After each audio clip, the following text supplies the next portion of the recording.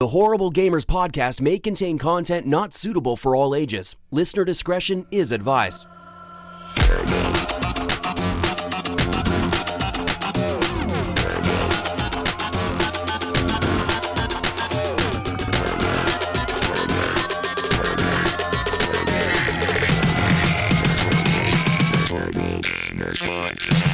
Welcome, ladies and gentlemen, to Horrible Gamers Podcast, show number 304, being recorded on April the 26th, 2020. I'm one of your hosts, Jesus Gonzalez, known as Jesus Walks Out. Today, I'm joined by my friend from the West Coast, the best coast, Gunny Chief, Henley Merrill. Welcome back, Gunny, welcome. Thank you, buddy. I'm over here getting my Steam account hacked, and I'm having a drinking of water and Clorox. Oh, okay. And from Little Ohio, surviving the Rona, the Mayo. Steve, welcome back. What's up? Gunny over there just drinking the Clorox today, huh? It's lemon flavored. It's a spritzer. It's new. It just came out yesterday. It just came out. Try the berry. Is it that really new good Rona cure? You gotta stay safe from that Rona.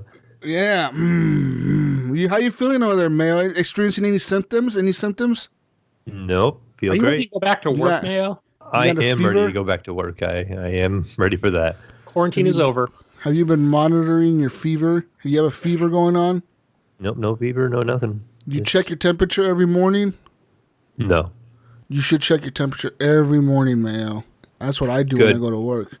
Every day they check our temperatures, Mayo. Yeah, they check it at my work when we get to work. But since I'm not working right now, I don't have to. And then they give us these new masks, these like black cloth masks, and they're so uncomfortable. Like, oh, fucking A. I hate wearing masks, dude. Oh, fucking A. They're the worst. Anyway, and from London, England, our friend, Vedderholic. Welcome. How's it going, guys? Thanks for inviting me. G'day, mate. How are you? G'day, mate. Welcome. From the land down under. No, Vedderholic, you're from England, right? You're in England? Yeah.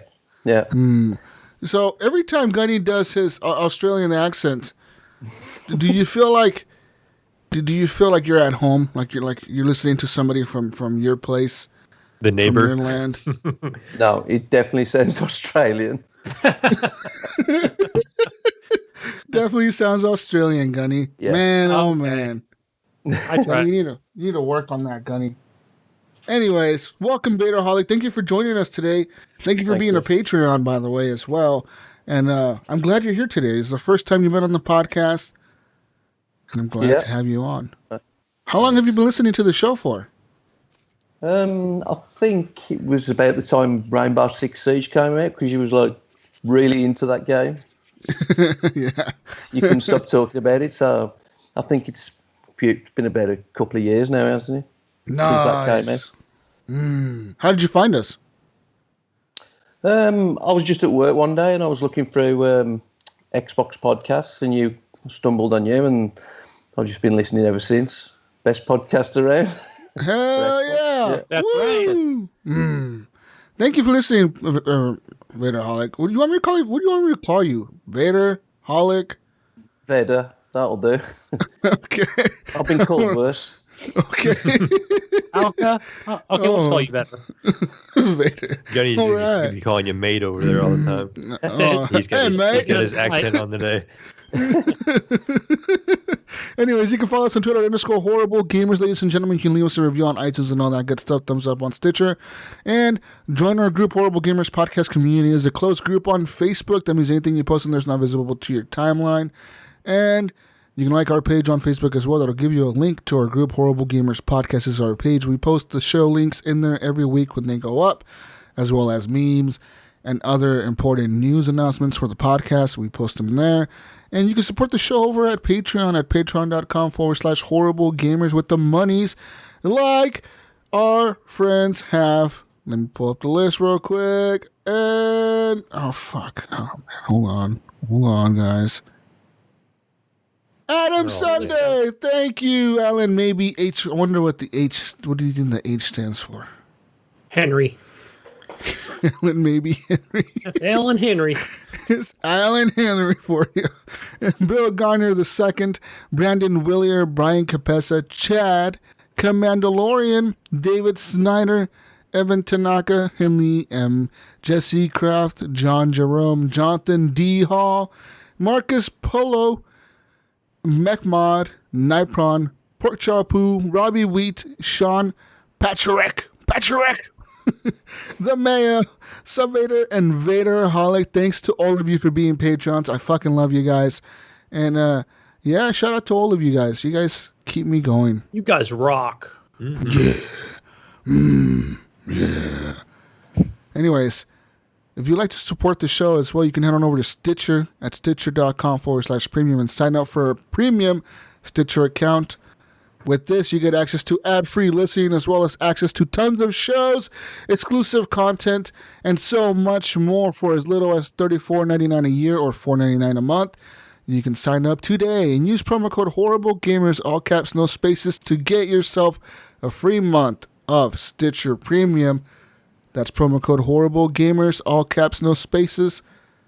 Get yourself a free month of Stitcher Premium. Gunny, go. Get a good show. It's there's a good podcast on there called Case Closed, which is a murder and crime podcast. Oh yeah.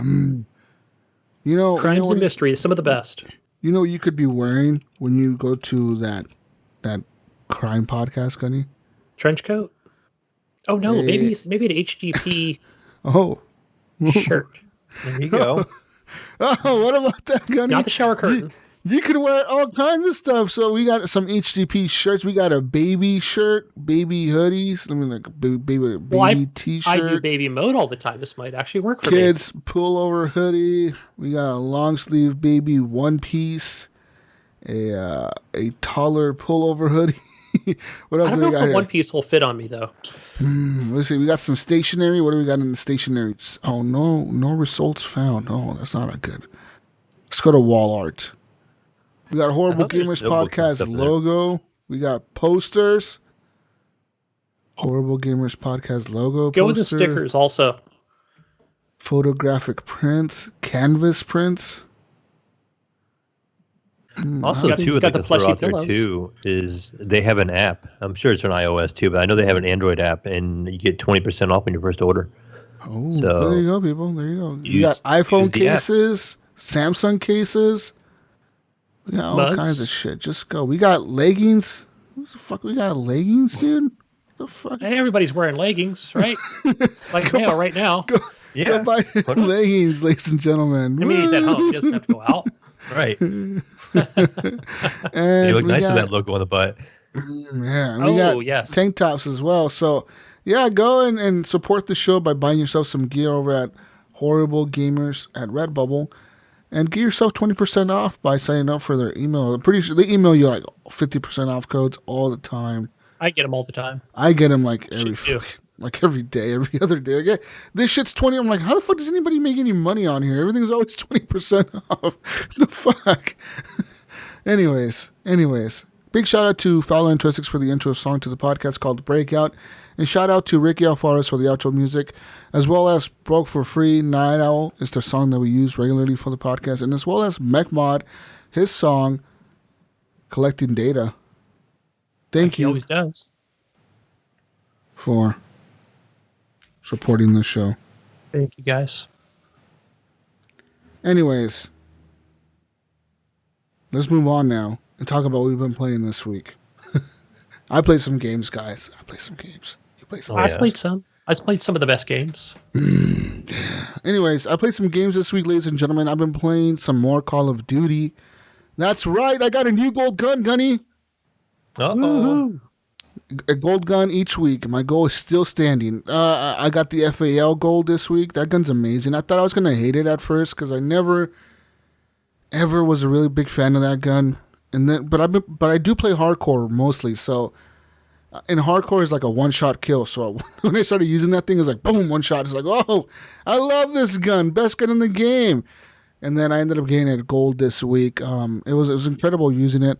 And then I started. One thing that I changed up this week, Mayo, was I started using mouse and keyboard on Call of Duty. Yeah. And I feel like the skills translate over easily. Like I'm just as good now with the mouse. Well, not. I would say I'm probably still a little bit better with the controller, just because I know everything. I have everything memorized. You know what I mean? There's some I'm things. guessing you probably get messed up on your movement, probably a little bit. No, not the movement, but like the kill streaks. Kind of stuff. The kill streaks is what messed me up. I can't. Like when I get a kill streak. I don't know the numbers. Like I know it's number 1, 2, 3, and 4, and 5 and 6, but they have it set up weird where it's 3, 4, 5, 6, not 1, 2, 3, 4, 5 or something. It's fucking weird the way they have it set up. And then like also I like to use my abilities a lot, which is your loadout abilities where you can use dead silence or drop an ammo box or drop a shield. I like to use those quite a bit.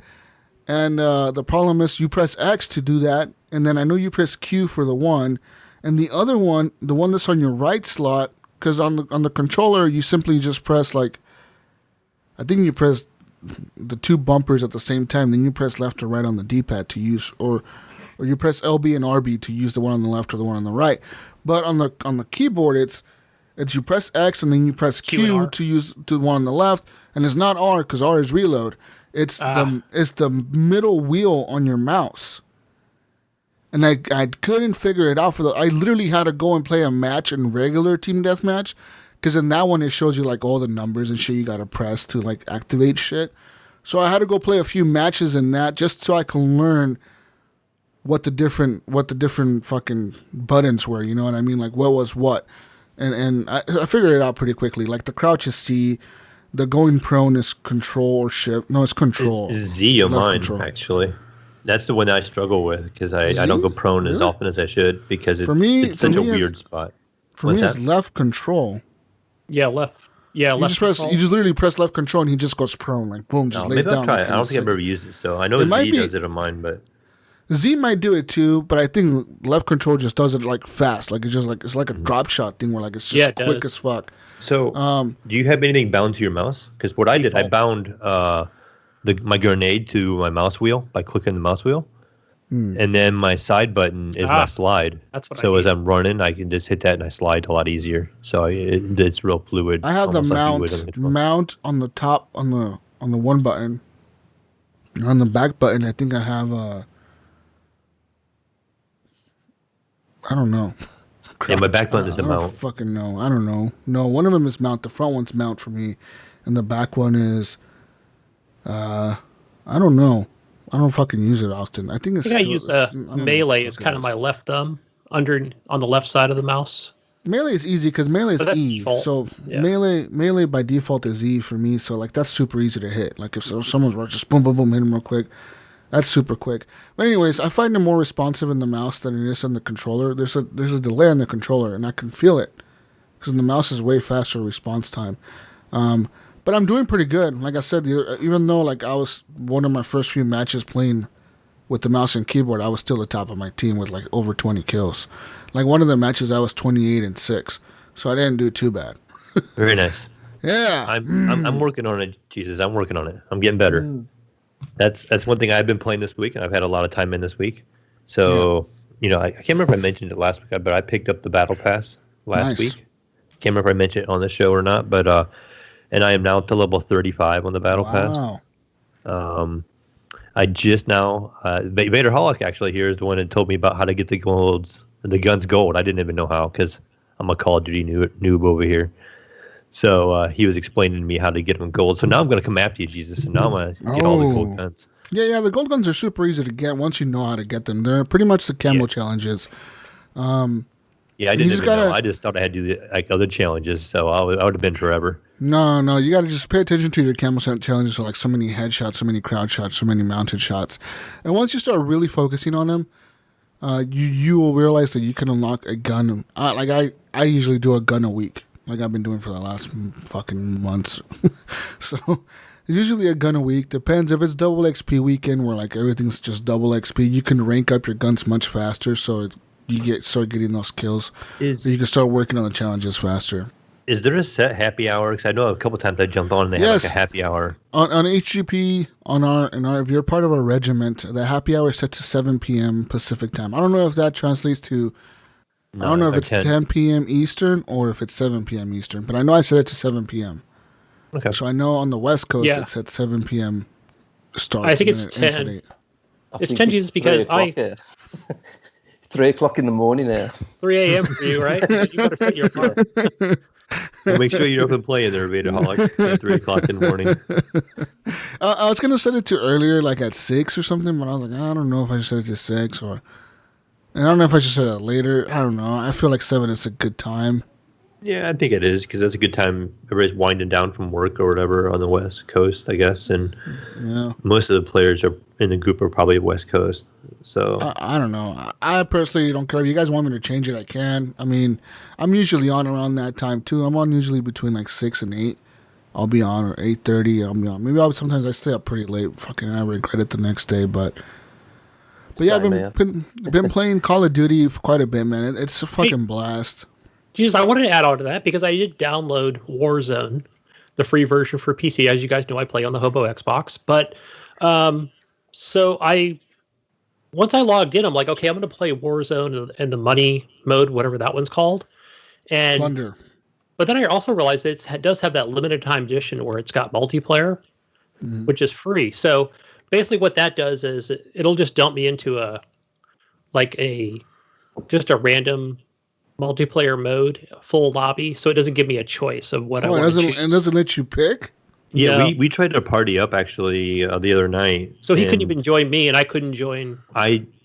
We joined up together, and so I went through. The multiplayer was showing up in the Warzone. You know, like how on like our Call of Duty you have multiplayer, then you have a Warzone. Like the multiplayer was in the Warzone. So when I clicked on Warzone, I was getting ready to do it. I'm like, hey, look, there's multiplayer. We can just do that because you just want to get a feel for the shooting and stuff with mouse and keyboard. So we decided to go ahead and try that. And as soon as it started to matchmake, my game basically like crashed. And I'm like, what's going on here? So I restarted the game and he went in. And so he left his party, he left the group or the game, and we partied up again, launched the game off of the Warzone, and mine crashed again. I'm like, what is going on? It's so weird. So then I jumped in a regular match without Gunny, and I did it on the regular multiplayer, like our normal screen, and it was fun. So I'm like, okay, I'll just add you, and I'll be in the leader of the group, and then I'll start it off of mine. And as soon as I did that, and I went to start it on the regular mode, it said that Gunny did not own the paid version, and that he could not play in the multiplayer with us. Yeah, so it's not a play with friends sort of freebie thing. It's sort of a just play it, just get in there. But then I saw I did see Commandalorian post that like he did try to join me, but then it put him on the other team and he was destroying me. He said, which I probably wasn't even paying attention to the names. I was checking the scoreboard periodically, but I noticed that Vedderholic does that sometimes. He'll randomly join my team, and then I'll be like, "Oh shit, there's Vader," and then he leaves. I'm like, "Motherfucker, why you leave?" Yeah, he joined me the one night. I was just getting off. It was like 3 a.m. or something like that here, and I'm like just getting ready to log off for the night. And I no more than went back to the main menu. Like he pops up on my screen, like Vedderholic joins. I'm like, oh, dude, I was just leaving. Yeah. Hey, so I got a question for you guys, Vedderholic, you included, because I don't know if you just play on Xbox or PlayStation or PC, but so since I'm really just going into this with a mouse and keyboard, and it is like so much faster, but again with the 165 hertz monitor, it makes a huge difference. I feel like I can keep that DPI really high, and so should I think I want to slow it down a little bit. So my question is, do I change it in my Razer Synopsis, which is part of my mouse, or do I just lower it on the Call of Duty settings for my mouse movement? Just lower it in your mouse. Yeah, I would go with like an 800 DPI as kind of the safe number to start with, and then see if it is too sensitive or not, and then bump it up from there. Up to like 1100.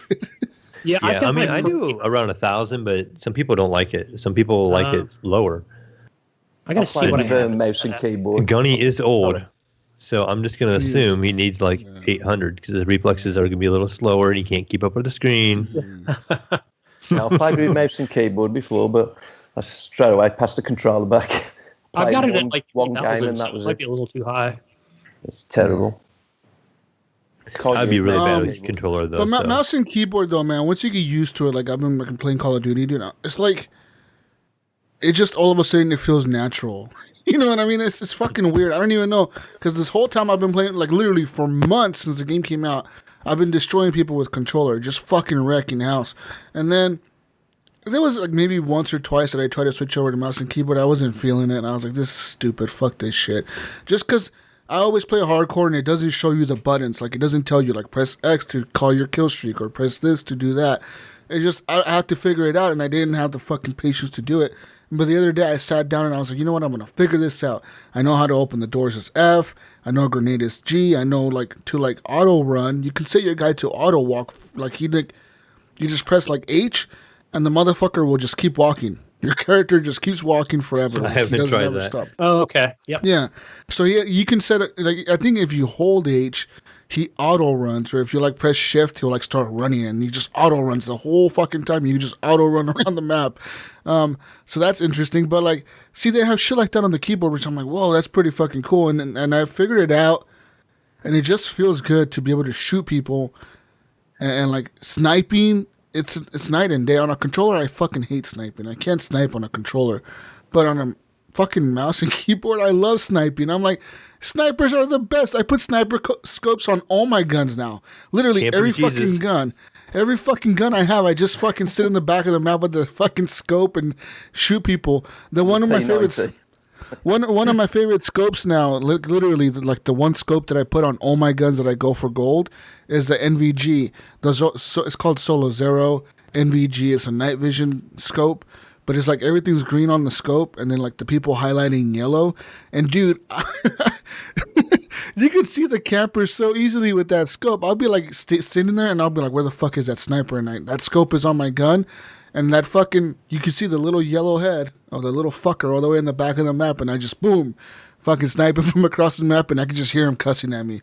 That motherfucker, how did he shoot me?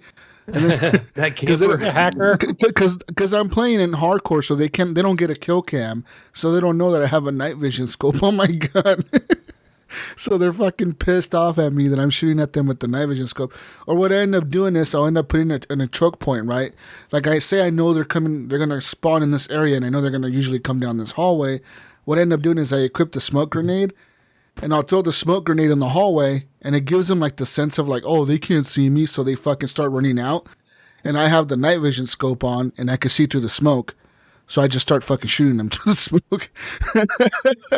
Yeah, pro strats with Jesus, guys. I like that. I'm going to use that. I need use it. Yeah, like the night vision. The one that does it too is the thermal optic, which is that one. It doesn't show up in green and yellow. That one, the way the people show up is it's like everything's gray on the scope, so it's like a black, like a grayscale, and the people show up in white. I used that yesterday in Warzone. So that one's called the thermal optic. I wish they had a mode where you could kind of go in there and play around with the guns and the scopes without having to jump into a match. Because you kind of can. You can start a private match. That's what I you can start a private match and just go in there by yourself. And the private matches, you can unlock. You can have everything unlocked. You can have like every kill streak unlocked, everything unlocked, and you can just set different classes up. Be like, oh, I'm gonna try to sniper rifle, and you can like test every fucking gun. They unlock everything for you, so you can just use any gun you want. And then you can just get in there and fuck around, and then all the guns have all the attachments, so you can like see like what a gun is like with certain attachments. That's something I've been struggling with is like with the scopes. It's like I unlock new scopes, and I'm like, I don't know if I like it or not because I don't know the game that well. Yeah. And so then I just equip it, and then I play around, and I absolutely hate it.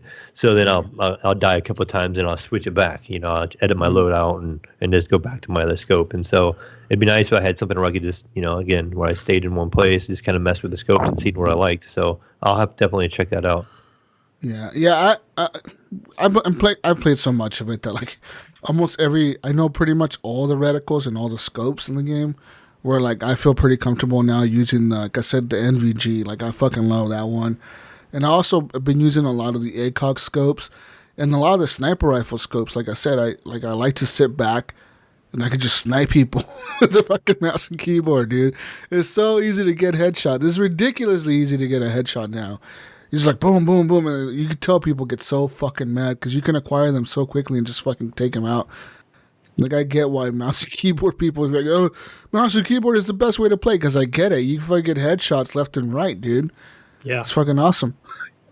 Yeah, it's more about the accuracy than it is about the aim, like, Yeah. I mean, yeah, obviously you gotta have aim, but it's so much easier to be more pinpoint with that Yeah, mouse. definitely it is. Yeah, with the fucking controller, I had to be up a little bit closer to people to get headshots. You know what I mean? Because of the auto aim. The auto aim on a controller, not the auto aim, but the aim assist, where like if you aim at somebody in the, like when you have a controller, it kind of pulls towards the person. When you're aiming at them, the gun will automatically kind of pull towards the person. But what it does when it's doing that, it's pulling towards center mass, so it's pulling towards their chest. So if you're going for headshots, you always got to adjust for that. You always got to like start aiming up a little bit and then adjust for that. So it's a lot. I feel like it's a little bit harder with the controller to get headshots unless you're like really up close to somebody. Then it's a little bit easier, but from a distance, it is pretty hard. Anyways, enough Call of Duty talk. Actually restarted the game the other day, playing it with the ray tracing on, dude, and oh my god, man, holy fucking shit, that game, it looks like a fucking movie. You see all the rays? I'm not even kidding. Like just from the beginning, I turned, like, it just looks like a movie. The way the game opens up with the dudes jumping out of the helicopter and they're all doing call outs and, all right, mate, let's go get this guy. And then you're shooting the bad guys and then you're calling in airstrikes and everything's blowing up and the fucking fire and everything's on fire and then you're fucking kicking in doors and you're fucking doing all kinds of cool fucking military shit. It's like a fucking movie, dude. I'm like, holy fucking shit. This is insane, and it looks so good with the ray tracing, man. So Jesus, here's my little pro tip. Wait, what resolution are you set on? Do you know off the top of your head? I know you're probably at 1440, but are you at 100% the rendering rate? Yep. What I did, I actually dialed it up to 125, which is like a 3K instead of like 2K. Mm-hmm. And so what it does, it puts it at a higher resolution, and then it lowers the resolution back to your monitors, to your 1440. So it's kind of like, yeah, and so you're getting a cleaner image. And I have found the game looks so much better. I've even messed around with putting it up to the 4K and then rendering it back to 1440. Well, but, what's the frame rates on that? I hang around mid to upper 50s.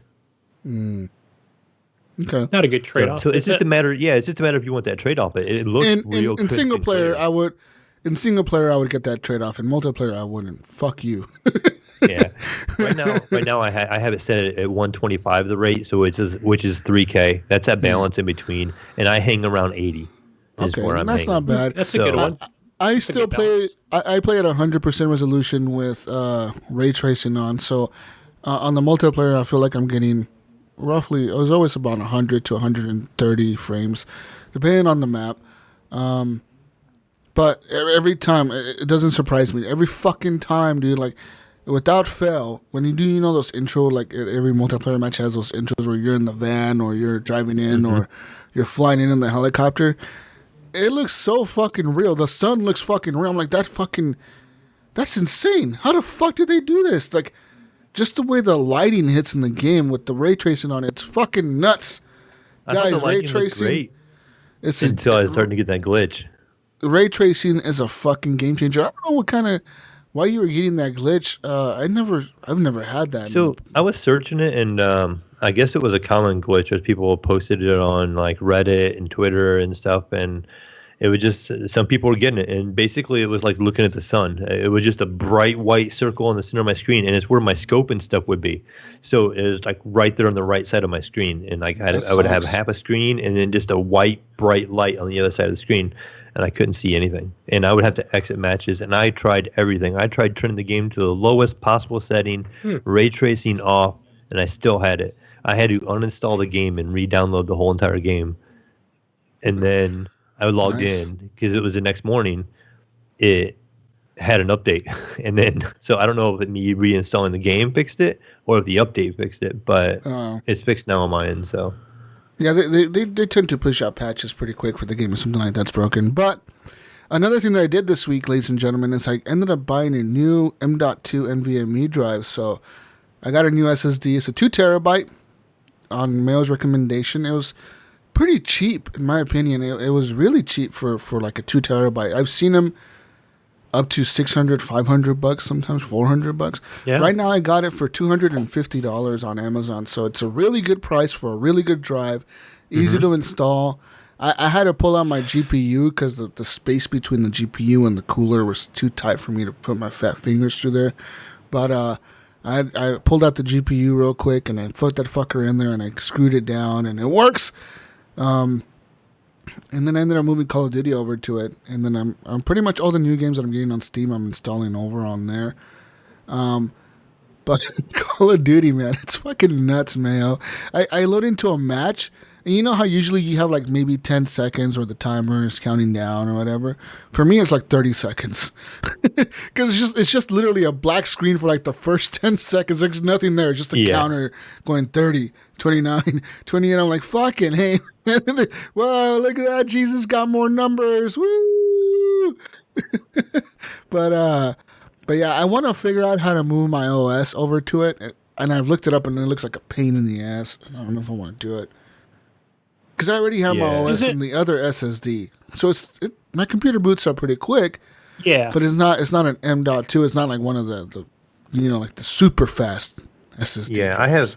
I have my OS on my M.2. Then I also picked up an M.2 actually. Oh, nice. And I put COD on that when I had to reinstall. So when I had to download or reinstall it because of this glitch, I just went in and put it on the M.2. So I bought it not as big. I just got a terabyte one.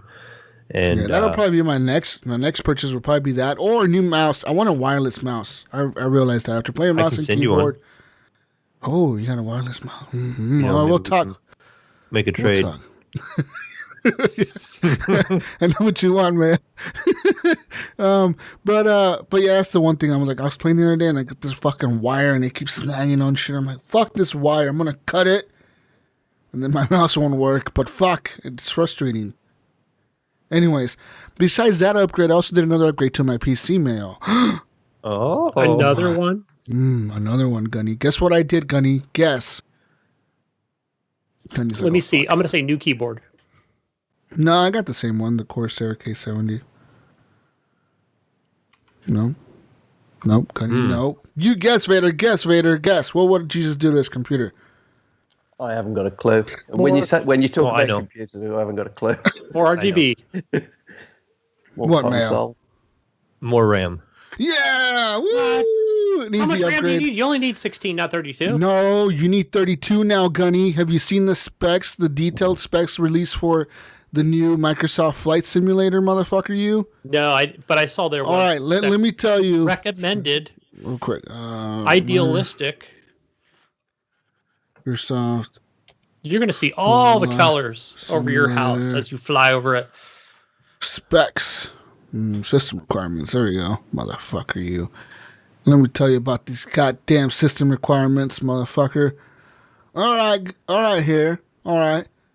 For the new Microsoft Flight Simulator 2020 system requirements, Gunny, you need a minimum Intel Core i5 or an AMD Ryzen 3 or better, minimum 8 gigabytes of RAM, a Radeon RX 570 AMD card or a GeForce GTX 770 or better, and you need at least 150 gigabytes of free disk space and a dedicated video RAM of 2048 megabytes. But the recommended specs, Gunny, are 16 gigs of RAM, an Intel Core i5 or an AMD Ryzen 5. You need at least an RX 590 or a GTX 970, and there was another list of specs for like the super specs. Let me look them up real quick. All right, here we go. Give me the super realistic specs. The real simulator ideal specs. You need a CPU Ryzen 7 Pro 2700X or an Intel i7 9800X, a Radeon 7 AMD card, or an NVIDIA RTX 2080 with the video RAM of 8 gigabytes and a regular RAM of 32 gigabytes. Aha, with there it 150 gigabytes of SSD space recommended with the bandwidth of 50 megabytes per second on your internet connection. Bro, you were going pro. I'm going to play this on my X. I'm fucking set. Your X ain't going to do shit. Your X can't handle this, Gunny. Probably not. Running that shit on hobo settings on your X, your hobo ass console. Right, I'm gonna Mayo? get those OLED graphics right. at Old 40 ass frames per fucking second. Minecraft looking game on your fucking Xbox One X. His airplane will have block wheels. Oh, good one. Good one. All the characters are like Minecraft characters, all the pilots. Yes, but you have ultraviolet pink color on those wheels, Mayo. I do. That's what my TV displays. Anyways, that's why I decided. That's why I decided to add 16 more gigabytes of RAM to my PC, and so yeah, because I want to be ready to play this game when it comes out. I'm gonna be playing it in VR as well, so I don't want to risk anything that'll make the game not run extremely well. You know what I mean? The important question is the RAM RGB? Because it always runs better when it's RGB. It's not RGB. That's sad. Oh, man. Oh, you need that next week. I guess I should Open just your throw all wallet. this. Should throw this $200 worth of RAM. Just go get some new one. Might as well, right? I'm sure you get the Best Buy warranty. Just take it back. Just take it back. No, I got these off of Amazon, so I can't take these back. Fuck. Anyone wants to buy some RAM? Anyways, besides that, so I did that, and obviously the RAM is not going to do anything huge for my gaming experience. In most games, right? Like in Call of Duty, there's no difference at all. Right. There's like no difference. I'm assuming in other games like those. MS Paint, right? You can No. get extra colors. And what's You know those you will games? notice a difference. Like City Skylines and shit like that. I might notice a little bit difference. What's up, man? You're gonna notice a difference editing the show. that extra. Oh, RAM that's is gonna help. true. Yep. That's true. Fuck yeah, it will. Because Audacity is a bitch and it takes so much fucking resources. Anyways, so besides Call of Duty, besides RAM, and besides what the fuck else did I say? Whatever else I said. Oh, the new SSD drive. The new SSD drive. That's stupid. The new SS drive. And dot. 200. It's like saying the ATM machine when the M stands for machine, you fucking dumbass. Anyways, moving on now. I played some more games this week, ladies and gentlemen. I played some more Nintendo Switch machine. I've been playing Animal Crossing like every fucking day. Every day, dude. Since I didn't see you on Call of Duty last night, I thought, I bet he's over there playing Animal Crossing. It's so much Animal Crossing. So like, Tom Nook, I paid off my first loan just to get another loan. So I paid off the $100,000 I owed him to get another loan for $198,000. Woo!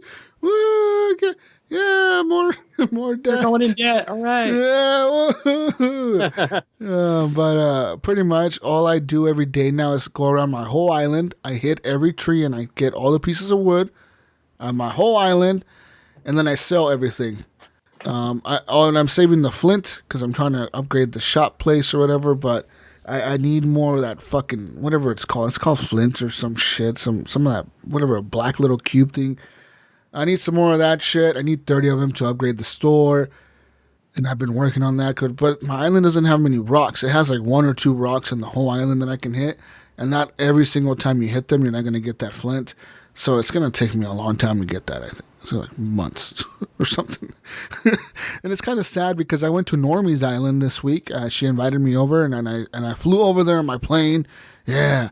And I hung out with Normie in her island, and Normie's island was fucking dope, guys. Like, she had everything laid out. It looked fucking sick. She had everything, like, super organized. Obviously, like she's a girl. Her island's going to look nice, and it's going to be really Please tell me organized. she's got more peach trees than you. Dude, no. She got cherry trees and pears and oranges, and she had coconuts, and she had peaches. She had apples. But the thing is, she had them all laid out, like, in rows. Like... Like it was like all super organized. She had like everything in little piles. Like she had all the cherries over here, all the apples over here, all the rocks over here, all this like, and then like she had bridges across, like being built across the island, like these huge bridges, and she had like these big stores everywhere, and so her island was fucking dope. I was like, Normie, this is the coolest fucking island I've ever fucking seen. She was like, oh no, you're being nice. I'm like, no, dude. I'm like, this shit is sick. Like I want to live here now. Fuck my island. Jesus is moving in. Taking it over. Fuck my island. Fuck you, Tom Nook. I ain't going back, motherfucker. Jesus, she just put on Discord that she's like, I just can't stop playing Animal Crossing. Am I the only one on here that has this issue with this game? Her island is dope. I wish, hopefully I'll get my island there eventually. Like I said, I just need to upgrade that shop to keep moving the story. It's not really a story, but I guess you can keep moving like the thing forward where you get more people and more shit. But I need to open that shop up first. I need more flint. So that's what I'm working on, ladies and gentlemen. If you have rocks on your island and you got flint, help collect it and send it to me or something. I don't fucking know. Invite me over to your island. Help me get this stuff. I need it. I know Alyssa plays this game. I know Bill Gardner plays this game. I don't know if you play this, Vedderholic. No. But I fucking love this game. It's such a kiddie game. It's like a fucking kid game. But it's so peaceful, man. Like literally just hit the trees like, and the little fucking wood falls, and then you catch a bug, and then you may find a fossil here and there. And I upgraded my museum, Gunny. And then like I took a fossil. Was it today, this morning, or last night? I found a bunch of fossils. I took them all over there, and the dude, sometimes he tells me like he already has it, so he doesn't need it, so he gives it back to me, and I can donate it to the museum. So I was selling those fossils because you get like 1,000 coins for them or whatever, 2,000 coins per fossil, and you can always find more. But what I did with this one, Gunny, I took it to my house and I put it on display, bitch, right there in the middle of my room. I got like that's what I got in my house, guys. I got a rug that looks like a coin pouch. I got a Chinese Oriental table in the middle of my room with a coffee grinder on it. I got a Nintendo Switch on the corner. I got a little like portable radio in the middle of the room playing some weird music. I got a lantern on the corner. I got a like makeshift bed on the left side of the room. You're such a hippie. You need like you probably have like a lava lamp and I got a kitchen knife set draped in your windows. I got a kitchen knife set hanging on the wall, and I got a painting by that BB whatever the fuck the little artist thing is in the you can buy like paintings off him or whatever. I got a painting on that dude on my wall, and I got a what else did I put in there today? Oh, I put the fossil in the middle of my room. I think it's huge. It takes up the whole room. And then big elephant shotgun. I would put a stack of papers. I put a stack of paper that looks like work paper on the left of the table. And then outside I got a lawn chair and a barbecue grill, Gunny. And I got a birdhouse, and I put a row of like flowers next to my house. So I got like a little garden thing. But then I also put a smoker right there, Gunny. Because why not? A barbecue and a smoker, bitches. Yeah. Redneck. My house looks totally redneck. Animal Crossing. I just like trash all over my smoker on your front lawn. Me, motherfucker, all year round. Yeah, I just sit it there all year. I don't give a fuck. I'm gonna leave it there. You reminded me, Jesus. Does you know if this one, the old original Animal Crossing on the GameCube, it had a little Nintendo you had in the game, and you could find it cartridges, and you could actually emulate Nintendo games on it. Oh, really? I don't know if you can do that in this because you have a Switch. I don't remember if you found the cartridges or what, but yeah, you could play NES games on the original Animal Crossing. Yeah, that's cool. I don't know if you can on this one. I don't even know if there's a Nintendo in there. I know there's a Switch. I don't know if there's other consoles from Nintendo in here.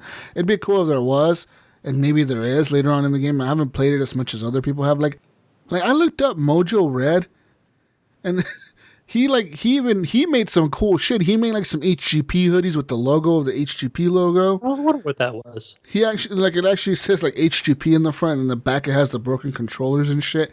And he fucking actually he has like 100-something hours in the game or some shit like that, dude. Like 100 hours, dude. I barely have like maybe at most 20. No wonder I haven't seen him in Breakpoint. Maybe 10. Because I said I play for like usually like at most an hour stints or like 30 minutes. I'll go in 30 minutes, boom, boom, boom, real quick, just do some shit real quick and then leave. But I do it every day. Like sometimes multiple times a day. I'll just check in on my island, leave, come back in later, leave again, come back. You know what I mean? You know what I mean, Gunny? I know what you mean. It's a chill. It's super chill. Super fucking chill. I like it. If I had a Switch, I would buy one. So Gunny, play Stardew if you want to play something like this. He was I know talking it's not about the same, but laying down his different fruit trees, and I totally still thought of Stardew Valley. Yeah, I mean, it's got the farming and the trees and little adventuring you can do, and you got. What about farm together? Would that itch that fix of? I don't know. You know, Stardew has multiplayer even, so like. Yeah, and I haven't. I don't think I fired it up once, so I think I own it on several devices. I do have Stardew Valley on my Switch as well, and I thought about like maybe I should start like Stardew Valley and then like play some of that, and then play some Animal Crossing, and then play some of that. I'll be stuck in Switch all day. Yeah. So many games. Yeah, so many games. But besides the Nintendo Switch, ladies and gentlemen, I played a new game this week on the Steam machine. Mayo's got Mayo's attention. Got my attention? No? Okay. So there's a game on Steam that last night I discovered this game. I was looking for strategy games on my store. And it was like, we recommend these games because you like these other games and we see you play them a lot. So here's these games. And I saw a game that caught my attention. It was called Not for Broadcast. Okay, so pretty much, have you guys ever wanted to work on a TV station? No.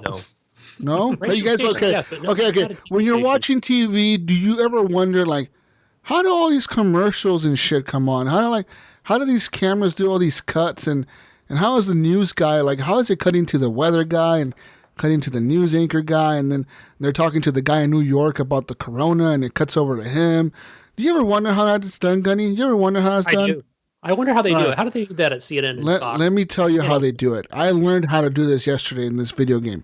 So in this video game, you control the cameras on a TV station. And pretty much the game starts off with the tutorials. Like, you start off and you're like sitting there in front of like screen. There's a screen to your right. There's 2 big screens and like 4 little screens to the left. There's buttons and shit on this bottom, and you get a phone call. So you like look over to the right with the keyboard, and you like press the D button, and the dude turns over to the right. And you click on the phone. And there's a dude on the phone. He's like, "Hey, mate, I won't be able to make it in today or whatever." He sounds just like that, Vader. I'm not making fun of you. All right, he sounds just like that. Better. But he's like, hey mate, I can't make it into work tonight, blah blah blah, whatever the fuck. You're gonna have to run this shit. And you're like, oh fuck, okay. And then because apparently you were there to clean the office or to clean that room, but now he wants you to like do his job, and he's walking you through it. And there's a tutorial, so he tells you like, turn left, okay, turn on the power, okay, turn on the 4 switches on the bottom. So one of the switches is for the VCR, the other one's for like the broadcast tower. The other one's for so-and-so, whatever the fuck, the audio or whatever. There's 4 different switches you turn on. And then, as you look over to the front of the screen, you see like the screen on the right is playing the end credits of a TV show. Like it's running the credits, like there's like showing the credits of like a sitcom or something. And he's like, all right, the show's ending, but it has credits, and we're going to fucking start. The broadcast for the news station is going to start after this show is over, so we need you to get this shit ready. So then it shows like the camera 1 comes on the left where there's 4 little screens. The first screen comes on and it shows like a dude. It's real like live action, so it's full like F&B or whatever. Like it's a real person, and he's sitting there and they're like putting makeup on him and they're putting his microphone on. These 2 girls are like giving him his papers and shit. Like, all right, you're gonna go live in 30 seconds or whatever. Like, are you ready? And he's like, yeah, I'm fucking ready. He's pushing him out of the way and shit. And like, and he's like, all right, click on camera 1. So you click on camera 1 or you press 1 on your keyboard. And then that means that camera 1 is set. So when the credits end on the TV show, and the like the news whatever comes on, that camera is gonna be live on the TV. It's gonna be showing him. And then like when the like camera 2 shows up, like it's the countdown on the camera. It says 10, 9, 8, and you have to switch over to it exactly when it hits 1. You have to press camera 2. To switch over to like the intro, like, for like the news, like the intro, like the credits for the news, like, oh, this is channel 1, and then it shows like the world and the globe and the national fucking news or whatever. And then it's pretty cool because you're controlling all these cameras and shit, and you got to control like, okay, like, and then like they're doing an interview with this guy who's like an actor, right? And he shows up and he's on set and he's like cussing. He's like, you fucking idiots, I wanted a fucking sandwich without wheat bread. And he's throwing the sandwich at the fucking assistant and he's being a dick. he's being a dick, but he's like the famous actor or whatever, and he's showing up for an interview, and like, okay, they're telling you to keep focus on camera 1, so you have camera 1 set, and they're like, okay, when he mentions the guy's name, you have to cut over to the camera that zoomed in on the guy that they're interviewing, so you got to zoom in on the actor. So like, they mention his name, and then boom, you have to press the button, and the camera cuts over to that dude. So you're like, pretty much you're controlling like this news broadcast, right? And they tell you, like, your job is to keep the audience. There's, like, a little meter on top of your screen, like, on top of, like, the desk. And it shows, like, a red, yellow, and green bar. And it's supposed to stay in the green. And the better your cuts are, the more you're focused on the people who are talking. Or you're doing, like, these dramatic, like, when people react to something somebody said, like, they do, like, a weird face. You, like, cut over to them for, like, a few seconds. And then you cut back over to the guy who's talking. Like, if you do these cool dramatic shots, the audience score will keep going up. The arrow will stay green, and that means your audience is still captivated, and they're watching the broadcast. If they start turning red, that means the audience is getting bored, and they don't want to fucking watch your shit no more. You know, like they're leaving. You're losing viewers on your broadcast. So, your job is to run this news station, and at the same time, you control, like, what's going on and what's being said. And then on the bottom, you have 3 videotapes you can put in, and those are your ads. And you can have, like, ads for, like, a certain company. Like, you'll have, like, a VHS that's labeled so-and-so corporation or whatever. And you put in that videotape, and then when they tell you, like, okay, we're about to cut to break in 30 seconds, you have to press play on whichever ad you're going to play for that commercial break. During that commercial break, then they tell you, okay, the next scene we're going to have a bunch of kids show up from like a school, from like a high school, and they're going to perform a play. So you got to like follow them with the cameras on which scene they're doing next and who's talking next and who's doing the scenes. And like these, it was so cheesy because like they have like these high school kids and shit, and they're doing like this fucking cheesy ass like, because you know they're part of like the drama team from high school or something, and they're doing this cheesy ass play. And the whole point of the story for this game is that you're becoming this guy who's now has this job for this news station because the dude who was doing the job left the country. The reason he left the country was because that night was election night, and there's a new party in power. And this new party is called the Advanced People's Party or something like that. And Advance, what they're all about, they're about taking the wealth from the richest people in the country. Like literally, they're taking the money out of like the millionaires of the country. And their whole thing is about redistributing the wealth to everyone. So they're making all the rich people poor, but they're giving all the poor people money. So you know what I mean? So kind of like now, yeah. Kind of like now, yeah, but like super socialism, and like they control everything. Yeah. They control like what you like and what you see and what you think, and they're pretty much trying to control it. And like they send you a survey like once you're done with the broadcast for the day, you can rewatch your entire broadcast. So you can watch what the people at home watched. So you can like sit there and just press play and like kind of see like where you fucked up the cuts, or like you didn't cut to a commercial quickly enough because you didn't select the commercial, so you didn't cut to it quickly enough, or like you were doing bad cuts when the people were doing the interview, you weren't focused on the guy who was talking, so like that kind of looks cheesy. But everything's like actual actors. Like they have these people acting and doing like these stupid things. Like these high school kids were doing this dumb fucking play about equality or some shit. And then they have this other one. It was pretty funny. It was like these two people were playing this thing called sports ball. And there was like the sports ball championship. We're broadcasting it live on the Channel 1 News. And like the whole thing was like they had like this guy and this girl, and they're dressed like in like fucking athletic fucking wear. And there's the news and like the reporter there, right? He's like, "Hey guys, I'm live over here at the gym or whatever the fucking, we're doing this sports ball championship." And they have like a ref and the two officials and all these fucking coaches and shit. Like, all right, we're going to see who's going to win the sports ball championship. And the whole point of they're throwing like this little ping pong ball at a trash can that's pretty fucking big. But the whole thing is they're not supposed to make it in the trash can. They're supposed to barely make it near the trash can, but not go into the trash can. If the ball goes into the trash can, you fail. So they're all cheering and shit. Like they're throwing the ball, like they're like throwing the ball like backwards, or like the girl throws the ball under her legs or something, and like they're like, "Oh, whoa, look at that cool trick she did!" Whoa, and everybody loses their shit, and like you gotta cut to like these dramatic fucking you gotta like cut to these dramatic scenes where like you're cutting over to the girl and she's cheering and shit, or the guy, and then it gets. You think that's corny, Gunny? It gets to the point in the sports ball championship where they're throwing an invisible ping pong ball. Okay, now we're gonna switch over to the invisible ping pong ball. Like, y'all get a badge. Exactly, and then at the end, who wins? They're like, everybody wins, and everyone's getting a medal. Even the reporter gets a medal. He's like, this is my 15th fucking championship. Thank you guys for watching. And like, you got to do all these cool like dramatic cuts and shit. And then like, they also like obviously, like I said in the beginning of the game, like it's about this election night, this new political parties in power, and obviously like that political party gives a speech that night, so you have to make sure you cut things out correctly. And also the main guy who's like the president or something, I think he's the president, he's like cussing on TV. He's like saying fuck and shit and bitch and fuck those motherfuckers that thought we were gonna lose. You know, he's like cussing out the other political parties that went against them. And like you gotta like censor those out, so you gotta press the space bar exactly at the right time to bleep out the fuck words and the bitches and the fuck you and the fuck that and the cunts and whatever the British people. What do you guys say over there? Blokes and cunts and scallywags or whatever. Whatever you Wankers. Wankers. There you go. Whatever you guys say for the cuss words over there, because it's British. So like they're saying like all these weird fucking words, right? And so like you have your, like I said, you have your little 4 screens. So those are the 4 cameras you're controlling. You have your main broadcast screen. That's your screen that you're watching. That's what's going on your broadcast. And then you have the master screen on the right. And the master screen is always 2 seconds behind.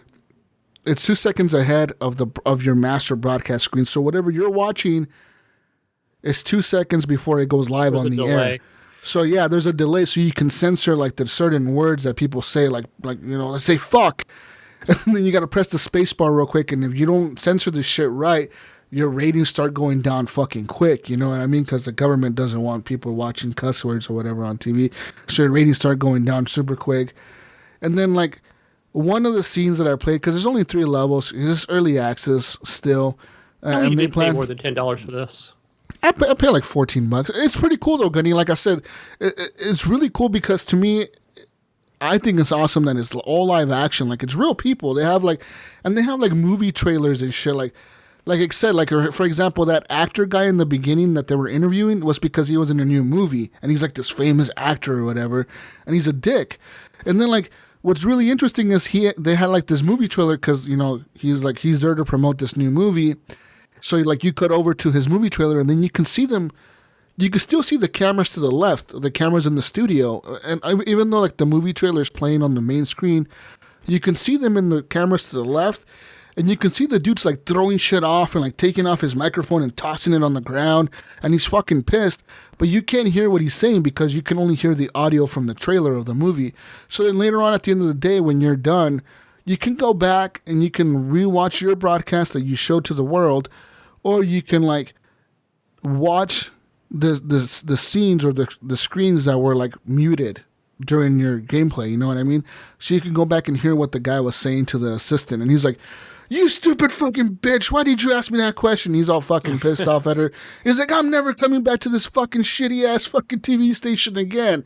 And he's all fucking pissed. He's throwing the microphone on the ground. He's like, "Get me the fuck out of here!" And he's calling his manager over. His manager's apologizing to him, and they're apologizing to the anchor.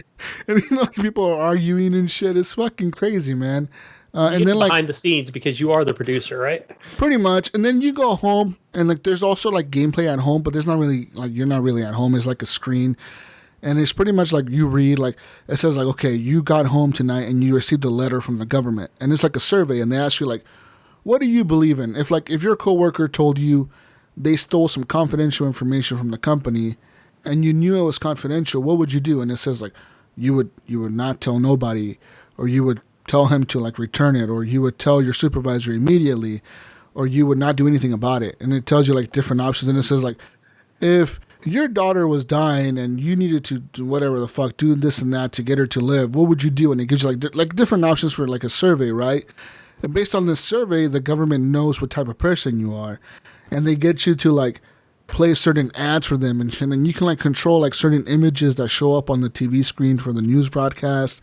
For like example, they'll be talking about a new discovery, and they'll be like, today the advanced people's government discovered a cure for cancer. And during the testing phase, there was some mild complications, and then like you have like an option to choose the bad picture or the good picture, and it like depending on what you choose is how the people are going to perceive the government. You know what I mean? So you're choosing the bad picture or the good picture or whatever the fuck, and then like I'm assuming later on in the game, like another faction shows up, like a revolutionary party. They hate the government or whatever, and they're trying to influence you to like make decisions to like be against the government or whatever. So you're gonna have to choose. It's one of those games, I'm assuming, where like you choose what side you're on. Are you gonna be with the government or anti-government? Because the new government's all about like policing the people and like making sure the people follow the rules and all this shit. You know, even though they're redistributing the wealth, they're all about like the people, you know, we're fucking gonna fucking make them follow our rules, and they gotta listen and this and that, and some of the people don't like that, especially the rich people that are getting their money taken away. What a time for this game to come out, right? Exactly. But it's not out yet. It's available for early access, and in the beginning of the game, they even tell you like, hey, look, we appreciate you for playing this game in early access. We know we need all the funding we can get to like make the game as good as we can. I think they said they're gonna have over, I think 10 hours of gameplay. They said, so that's a lot of videos to shoot. You know what I mean? Because they're shooting all these videos and they're making all these like they gotta pay these people to fucking act. You know what I mean? Even though it's cheesy, you gotta still pay them something. You know, unless they're just doing it for the love of it. But yeah, it actually goes in, kind of shows you like behind the scenes and like what like a TV station does. And this is very simplified, you know, like they only have 4 screens or whatever. Like I could not imagine working for like a huge like NBC or something, you know, where you have like 50,000 cameras or whatever the fuck, and you got to control everything. Or people that like, think about like the people that run like football games and shit, you know, like the Super Bowl. Like you're controlling all those fucking things at once. Center in there. Yeah. Yeah, you know, like that must be fucking hard as fuck to be running something like that. But they obviously got a bunch of people in there, but still. Like even this stressed me out, Gunny, because there was moments in this game where I was so caught up in the interview or so caught up laughing at the fucking kids that were like doing their stupid play that like I forgot to press the commercial button. So for a second, the fired. people, yeah, exactly. For the second, the people like saw like the behind the scenes, like the anchor cussing at the makeup artist or whatever, or like the fucking teacher cussing at the kids for not doing the play right. Like people saw that for a brief second. Then for that segment, like you get a grade each segment when you're done. I guess like you got an A+ because you did great. All the cuts were perfect. All the you know the commercials went out on time. You did all the perfect. Like the intro was perfect. The outro was perfect. The music was perfect. And then sometimes you'll get like I got a C for that one because it was like, yeah, even though all the cuts were perfect, you fucked up on the commercials. You didn't do them right or fast enough. And yeah, that was kind of bad. So do better next time. And yeah, so yeah, that's it. Not for broadcast. It's a pretty cool little game, and I can't wait to see what they do with it at the end. And all the reviews that I was reading on it, most of them were pretty positive. And like I said, there's only 3 real like gameplay moments in the game, and you can play the first one for free. Actually, they give you like a little tutorial. So if you're interested in just check this out and what it's about, you can play the tutorial, Mayo, for free. Yeah, I've seen that. Actually, I looked it up while you're talking about it, and I've seen the free first part or something like that. Yeah, and so there's that game. And I wonder if, like, I don't know what other game you could compare that to, like, that's similar to this, because it's very unique. It kind of reminds you of, like, Papers, Please or something like that. Kind of maybe a mix between that and, like, Her Story, you know, with the F&B motion video. Yeah.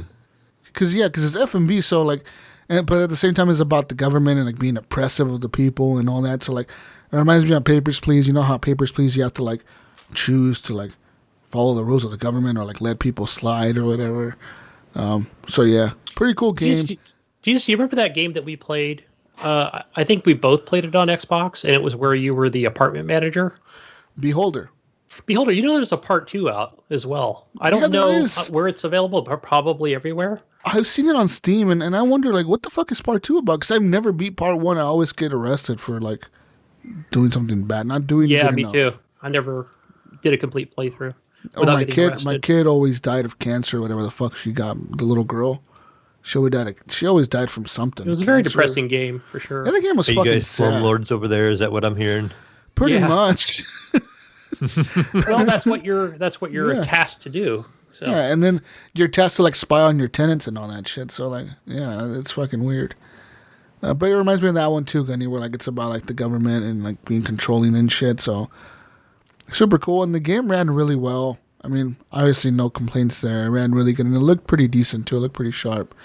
And then like they have like these events where like there's a thunderstorm outside, and the lightning will strike the building or the antenna, and now all of a sudden like your buttons are electrified. So like the more you press a button, the more you get shocked. And I'm assuming if you keep pressing the button that's electrified, even though you need to press it to switch over the camera, your guy will die because you can only take so many shocks. So your character actually dies if you shock yourself too much.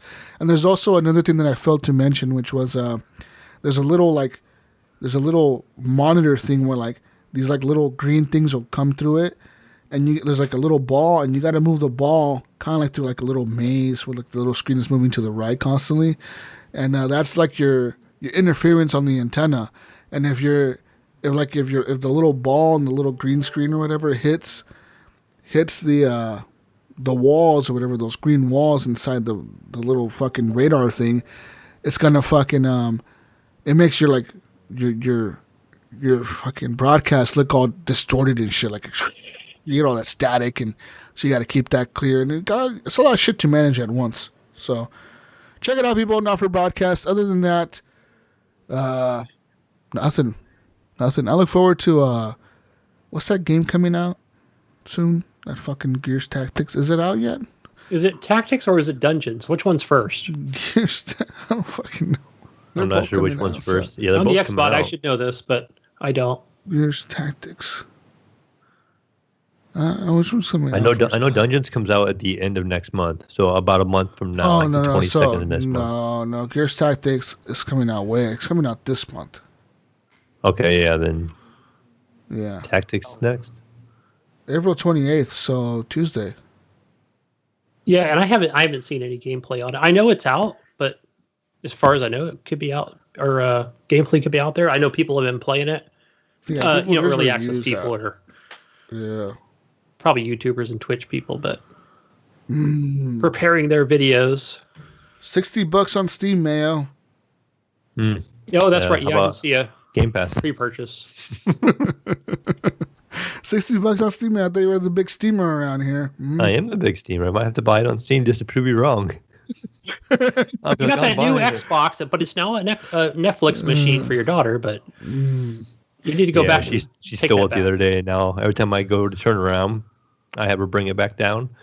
And then the new Xbox One X is I go walking in the living room and it's gone.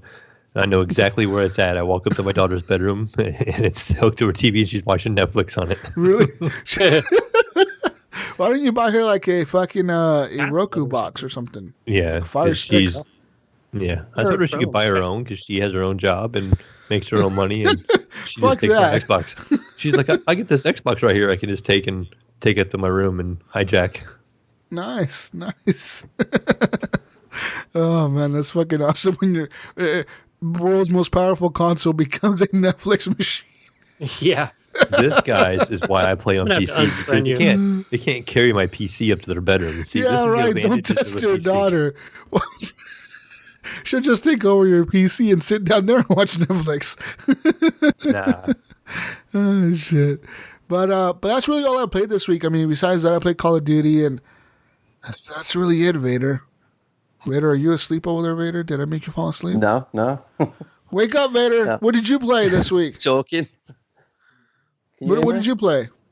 We hear you. Yeah, we hear you. Yeah, you can hear me.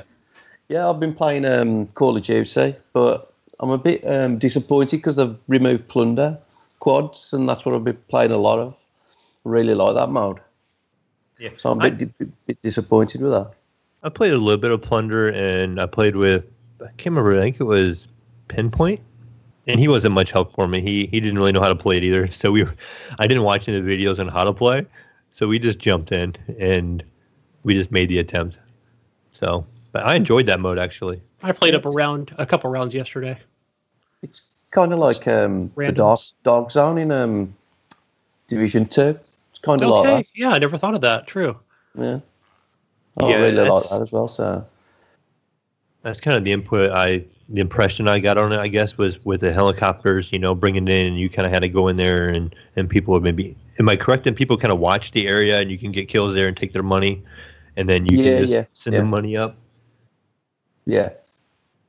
It's whoever gets the most money at the end, like the winner. I've been playing that Deliver Us the Moon as well. Played that for about half an hour and I got bored straight away. Yeah, I've been playing it for a couple hours now. Yeah. What do you think of it, Gunner? I like it so far. I think it's pretty good. It definitely reminds me of like I don't know if it's like on Xbox for me if it's 4K HDR, but it's decent. I would say more of a AA studio. Sort of I definitely get that, like, you could tell this came from PC graphics. But it's not the graphics are really good on it, I think. But it's just the gameplay is a bit boring. Yeah, I don't think what would you call it better? Would it be more puzzly, puzzle elements to it where, you have to get the ladder and push the ladder onto the elevator and raise the elevator? I got to that bit. I got in space and then I tried to get like one of those containers for the air. And I found one and then I couldn't find the other one. I was looking for ages and I just thought, forget this. Switch it off. Yeah, so I know exactly what you're talking about. And I looked at that and I thought, where is the second air container thingamajig that I need to plug in? And then I realized, like, I just need to put whatever that container was on the left side. Yeah. So you know what it was, Vedderholic? I realized if you're looking at that door when you're inside, there's a hole for a container right there. That holds the door open for you to grab the other container on the other side to keep the door open. I was like, okay, that's right. Yeah, I was like, okay, duh, it's right in front of my face. So it wasn't, if it was super frustrating, like where it's something hidden or extremely difficult, I probably would have hung this game up too. Yeah, but so far, it's not terribly difficult. It's right by the door, isn't it? Below. It's right by the door. I was putting the container in the ones where you got the two sides. I was putting it in the one, and I couldn't find the other container. So what you do is, what you do is you turn around from where you're standing, and there's a hole like right there by the doorway. Yeah. And once you put that one container there, you can grab the other one on the other side. Yeah, I know. So for example, like that other container that you're supposed to find, I believe it's when you float in, it's on your right. Yeah. I'll have to give it another try. I guess you could say that room to the right. Yeah, I'll give it another try. I didn't really give it a chance, to be honest. Yeah, I had a lot of interest in this game, actually. It was one of the ones I've seen that actually had RTX support on the PC. So it has ray tracing in it. So I'm all about wanting to check out these games with the ray tracing and the DSLL. So I kind of wanted to check it out, but I don't know now. I downloaded it because it's on Xbox Game Pass for PC now. Yeah, that's where I'm playing it. I'm not sure now. The other thing, Vedderholic, I noticed too, where you get that timer of when your air is going to run out, and it's like 2 hours or 2 minutes and 50 seconds or some odd number. Yeah. But I noticed too, if you just fly back through the hallway and go to your ship, it resets. All right. Yeah. So I thought, okay, I see. It gives me enough time to, figure out what canister I need to place in whatever hole, Yeah. So then I was able to, I think I did that twice. And then it was like, again, it was staring me right in the face. I'm like, I just need to, it's more like, just plug one in to grab one from the other side and then pull it through. So it wasn't, again, because you know how I am, where I get frustrated really easy, where I'm like, but it does get, I would say, only a little bit more difficult the more I'm getting into the game. Yeah. But Well, we can What talk else? about that later. But what else? Any Yeah, other? what else have I played? I've been playing Dead Cells since I watched Mayo play it yesterday. So I started that again. Started another run on that. But you're always learning on that game. I said to Mayo yesterday, it doesn't matter how much you play it, there's always something new pops up. Yeah, that game you can learn so many things. You just continue to learn things every time you play it, it feels like. Yeah. And then I've been playing Outer Worlds as well, which I really love. I think that's a really good game. That's another good one. I haven't Yeah. too much into. Well, I did start it, but I'd forgot which part I was in. I forgot all the story and everything, so I started it over again. Well, I'm really enjoying it at the moment. That's what I do sometimes. I started the Outer Worlds, and then I've been gone from it for so long now. I feel like I almost have to start over because I kind of forgot what was going on. So I'm curious for you, Vedderholic, and I think I'll ask anybody this question that plays Outer. Wait, is it Outer Wilds or Worlds we're talking about? Outer Worlds. Okay, so Outer Worlds. That's because that's the only one I've. Yeah, the only one I've played in, and that is that. Any quest givers? Are you killing any quest givers or anybody in the storyline? Yeah, you have that beginning bit where you got the town, and you got that one guy in the town, the mayor, and then you got the lady in the what is it now? I call it the garden. I can't remember. Yeah, it's like a garden, ain't it? So I sided with the mayor, and then I went back to that town and just killed them all there. Yeah, I was getting a bit bored, so I thought, let's just shoot them all. I killed all out, and then went back to the tent. He asked where she was, and yeah, I'm sorry, she's dead. Nice. Because I haven't but I think about that game all the time because I think it is in that kind of Fallout universe from the makers of, and I think it's a great storyline because I know for me, like, I haven't killed anybody. I guess I'm being just such a nice guy because I still feel like I'm not sure if I put enough points into persuasion or whatever it might be, but where I'm basically just kind of giving her the cold truth, and that is that I'm siding with the mayor whether you like it or not, and I need this whatever that element you need for yourself or for your ship or whatever it might be, or and I'm and of course she's not taking it easy, but it wasn't like nothing ever came to violence, like it never. So I basically just left. I didn't the first playthrough. I didn't do anything the first playthrough. I was like being kind and everything. Got a bit bored with that, so I thought I'm going to start shooting people. Yeah, that's the way to solve it. Right there. Yeah.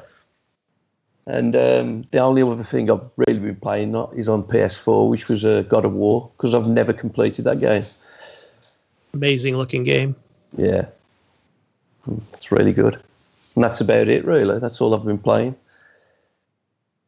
Yeah. Did you play Days Gone? No, I haven't been back to that yet. But that's a really good game as well. I'm loving that game. Well, there's that many games to play. It's just keep playing little bits of everything.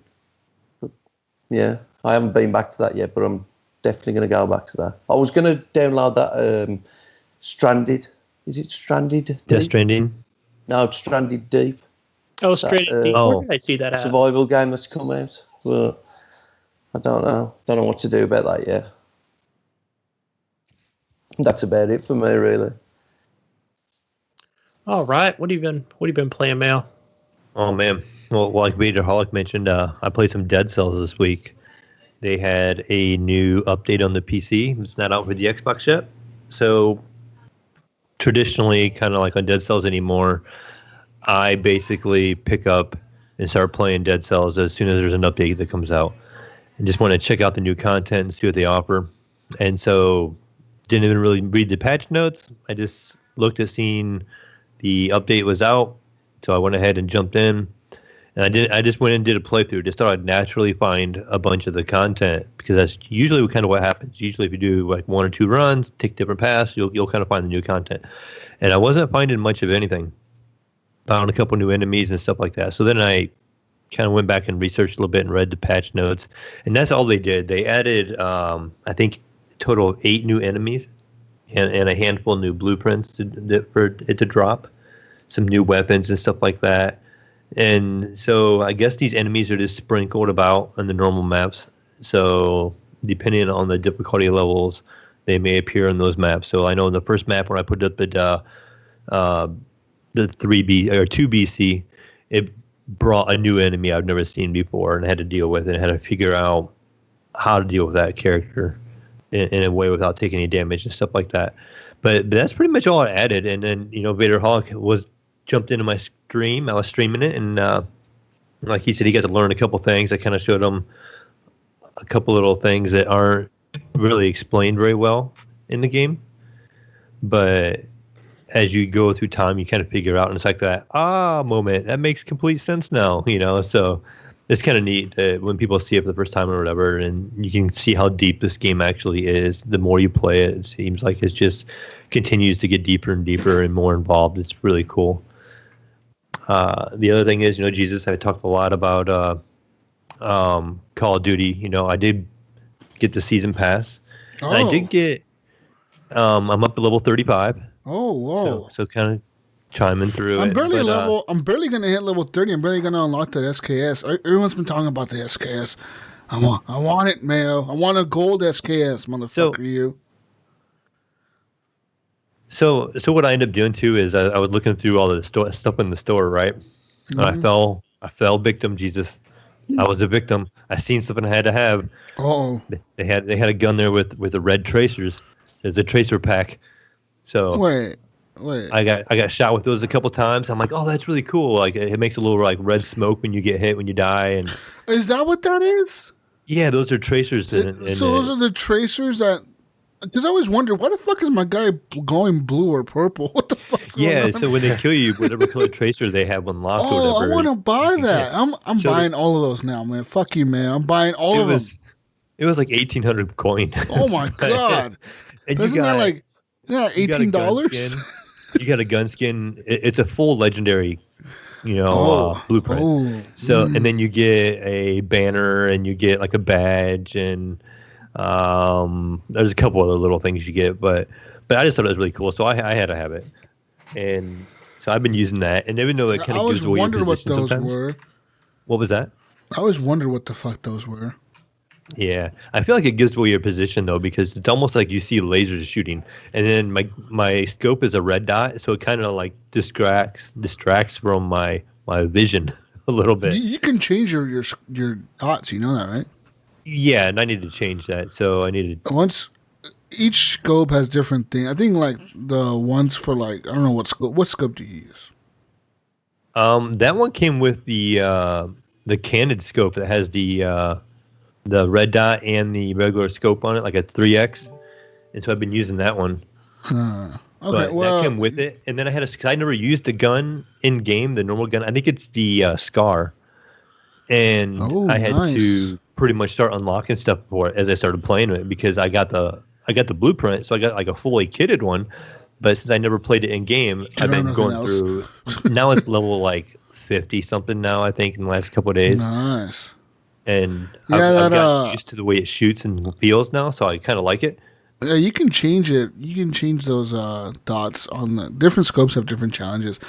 Like the night vision one has one to change the dots in there or the sights in there, and then so do the reticle, like on little fucking like the little reflex scopes or whatever. Or like I looked at it on them. I just haven't. I unlocked for the red dot. I have a blue dot now. That's the last one you unlock. I think, so that would be nice because with the red tracer, that red dot kind of just disappears as you kind of see your bullets kind of going, and it just. You see this red, and then when the guy dies, you see red. So it's red everywhere. Yeah. But one thing that I will say about like the scopes that I was using, talking about the night vision one and the thermal, that blood splatter, it's really fucked up. Because when you shoot somebody, say you shoot somebody in the head, right, that's walking through a doorway, and you have smoke out and you shoot him in the head, the blood splatters behind on the wall. But that blood splatter shows up on your fucking scope, so sometimes it's really hard to tell if something's blood splatter or if something's a person. I fucking hate that. I fucking hate it. I end up shooting that fucking blood splatter and shit all the time. I'm like, fucking hate. And also, there's a new trick in Call of Duty, guys. I don't know if you noticed this, Vader and Mayo, but there's a spray paint you'll unlock at level 10 or 15, which is the spray paint of the guy with the bandana on his head. And you can, I don't know if you've noticed this, but I've noticed this on a few matches where you're like, I was walking through a house the other day on that new windmill map or whatever with the barn on fire in the middle. But I was walking to the house on the right, and on the bottom floor, when you open the door, they had spray painted the guy on the wall. And then going up the staircase, they spray painted him on the wall in front of the staircase. And then walking into the room, they spray painted him on the wall, walking into the room. So like they're getting people to shoot at these spray painted guys on the wall, so you give away your position and shit when you're walking and sneak up on somebody. So be careful with that. Even better yet, Jesus, I just ran across a YouTube video yesterday. Now the new thing is when you're playing Warzone in the Gulag, they paint it on the back wall. They paint like 5 of them, and they stand against the wall. And so when the guy walks on the corner, there's like 5 or 6 of the same guy standing there. So you get like the skin that looks like him, and you just stand there and then let him pick out who it is. And you just kind of shoot him as he kind of looks confused. I saw a guy do that the other day. He fucking spray painted like 3 or 4 of them on the wall, and he just stood there pointing his pistol, and the dude on the corner, he shot all of them but him. I'm like, oh, dude, you probably feel so dumb right now. Because the dude literally just ran around in a circle and like he executed the guy. I'm like, you fucking probably feel so dumb. Fucking dumb right now. Oh, man. That's funny. But, all that fun I've been having with that. Another game, Jesus, that you and I have played together, Gunny has played with us also this week, you kind of forgot to mention, was we got some Jackbox Party 3 and 6 in this week. Oh, shit, we forgot about that completely. Yeah, we did that, last Saturday, Sunday. Yeah. Sunday, yeah. Yeah, so Jesus actually streamed Jackbox off my Steam account, and, we got some guys from the community in there, and we had a good old time playing a couple of different modes. The comedy mode, the comedy boat, it was called Joke Boat, and Jackbox 6 was a really good time. It kind of turned adult real quick on Jesus, but I totally forgot we could be adult. I think when I get on something like a Mixer or a Twitch, I think, okay, can't say most words, so. Well, no, my stream is set to 18 and over. Be able to unwind. Yeah, it was pretty fun because we actually had randoms come in and join. Like just random fucking people watching streams. Were they randoms? I didn't know if somebody those knew people. Or... No, they were fucking just randoms, dude. I had to block one of them, but really, because I think it was hard to tell. I think he was a bot. He kept saying the same word over and over and over again. But the other guy, I just kept him in because I was like, sure, this is fun. We liked blowing hookers, and like he was keeping it, fun. Even though that's all he talked about, I was like, okay, let's. It was pretty funny. The Jug Boat was the funnest game I've played in a while. Where like you pretty much have to just pick a few words, and then like it tells you to like, all right, pick a noun, pick an adverb, pick a fucking pronoun, pick a fucking plural noun, and it just pretty much you come up with all these different things, and then you got a choice of words you can pick from, and then you make a joke. And then whoever gets the best joke wins or whatever the fuck. And it's pretty funny, though. But there was some good laughs in there, man. I fucking was cracking up on something. I was like, God, stuff. Jesus. Yeah, we had some good laughs. Unfortunately, you left, Gunny. But besides playing that, the other modes were fun, too. We played some of that murder mystery trivia or something like that. Through most of it. Those are really fun. Then we played another one called the Alien game, which was really I didn't weird. understand the alien. Like you guys kept saying that I was the alien. I'm like, how? That mode it didn't compute with me because I think I'm just pressing buttons like hurry up.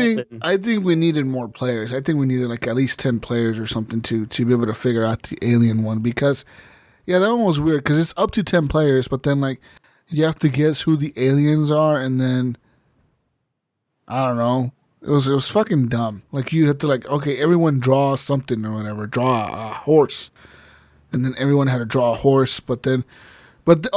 So what happens is everyone gets this. So like we put everyone in a room, right, Gunny, and everyone gets the question of like, draw a mountain. But I think the alien would get a different thing to draw. I think that's how it worked. You know what I mean? Or like it would tell the alien draw a cat. So all of a sudden, the dude who fucking was the alien would draw a cat. He'd be like, "What the fuck? Why do I have a cat and everyone has a mountain? What's going on here?" You know, or it would tell the humans draw something differently. I think that's how it worked. Yeah, and you had to kind of blend in.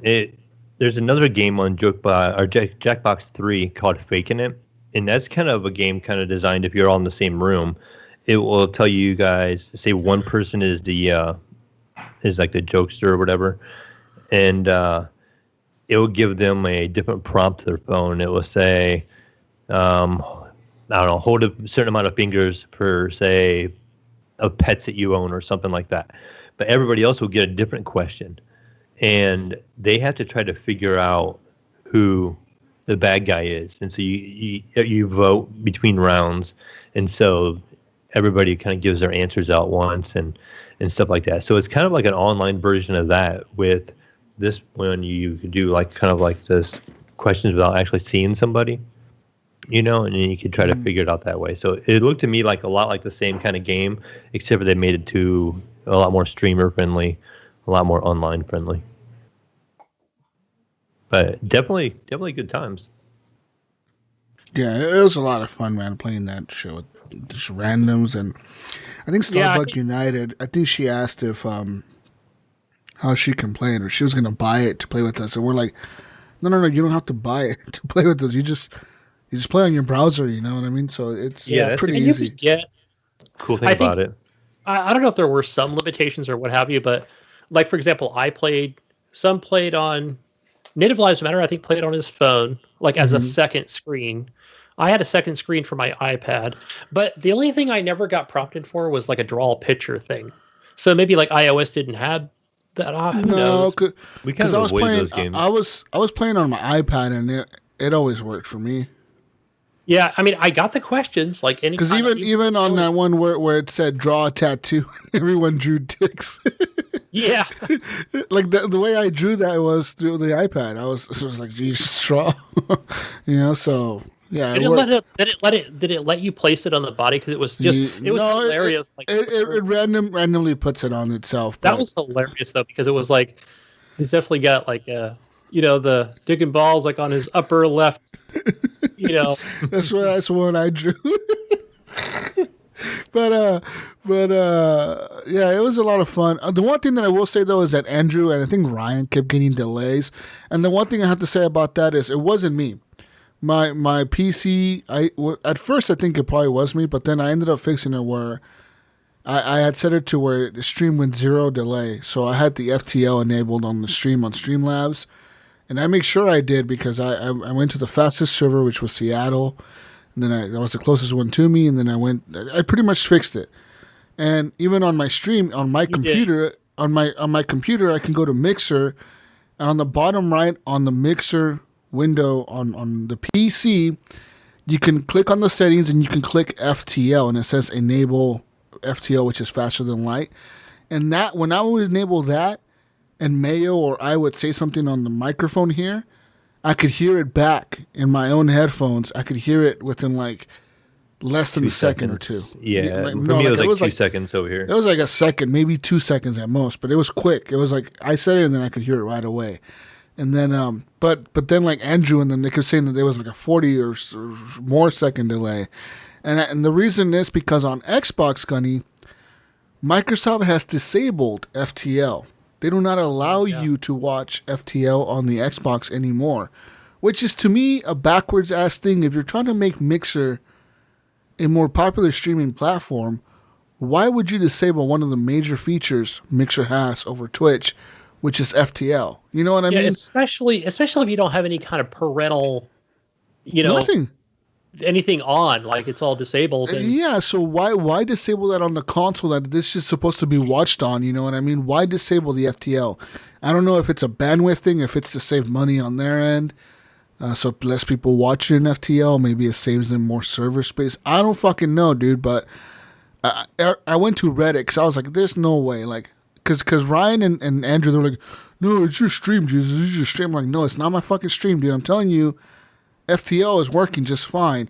Even on my phone, you can enable FTL on the iOS app. I was watching it on my phone too, and I was like, maybe it's because I'm streaming on the same computer. And it's like, no, why the fuck would I do that? I was on the Chrome browser. And I went to my phone on the app, and you can enable FTL on your phone on the app. You can enable it on the iPad. It's just, and they even went to Reddit, and there was like a bunch of posts on Reddit saying like, hey, why can't I watch people on FTL anymore? And they're saying that as of March of this year, which is this month, pretty much Xbox released an update where they disabled FTL viewing on the Xbox console itself. They said the only way you're able to watch people in FTL on the Xbox is if you had like a previous version of the build, like if you had a previous OS version of the console. That's it. You cannot, if you have like the newest update for the console or the newest update for Mixer on your console, that's just disabled. And maybe they said that. And then I kept digging into Reddit to see what else like people were saying about it. And they said that some people still had FTL enabled in their accounts, but I think they're only partnered streamers or like the people that have like a lot of viewers like Shroud and Ninja and them. Like the people with tons of VIPs. viewers. They're the ones that get Big the names. FTL. But like the regular people, we don't get FTL anymore on the console. We get it on the regular browser on your phone, just not on the consoles, which is fucking stupid. And to me, in my opinion, it is because that sucks because there's a delay for the people that are trying to play games like this. You know, on your console, you have a huge delay, whereas the people on your phones don't. You know, because Right. Mayo was because playing I was just even fine. able to, you know, like you said, FTL, and then it actually worked out too, where, like I said, once you went FTL, I was even getting the questions slightly sooner on my iPad through the Jackbox Party app. So I was like, oh, this is actually working out pretty good Yeah, for me. So I don't know. I mean, Andrew kept complaining about it, but I told him, dude, it's your fucking Xbox. I'm pretty sure they were all on Xbox, right? I think They Ryan. must have been, because I think was so. using. Yeah, I was kind of going back and forth on iOS devices, and then 'Cause- I only went to Mixer.com on the PC browser. Yeah, my youngest son was playing with us at the start, and he was complaining about the delay. Like, the time the question would pop up, it was already over. The question was on over, the right? stream. Yeah. Yeah, And he was out of time, so he was kind of like, yeah, I'm done. I can't really play again. He was watching it on the Xbox up in his room. it takes it takes a while to work the kinks Yeah. out. But 30 on the minutes a PC, week. yeah, it was probably like, for me, it was probably 4-second delay, maybe Yeah, that's max. not bad. You know, That's pretty yeah, quick. it wasn't too bad. But yeah, as far as like the delay on the consoles, there's no way to fix that. I looked it up on Reddit. They're like, yeah, you can't fix it, and I don't know how Twitch does it because Twitch, there's a setting right on Twitch you can enable it to like. Yeah. So if you go into Twitch on your dashboard, you can actually put 0 delay. So you can control how much delay. Yeah, I mean, obviously you're gonna have a little bit of delay by the time you upload and then it rebroadcast. But Twitch has a mode where you can set how long of a delay you want. That way, if you're like, say, a big streamer or whatever, and you're not wanting to get stream sniped and stuff like that, you can put more of a delay on, and you can have that delay. But if you want it off, you can turn it off. But you have to do it within the Twitch dashboard. Yeah. So I mean, I don't know. It worked out pretty fine for me though. I wasn't having no issues with it. Maybe next time we try it again, maybe I can try it through Twitch and we can just see the difference, just to see if it works much better or Well, it not. probably will if Twitch doesn't have a delay on the Xbox. It should be fine.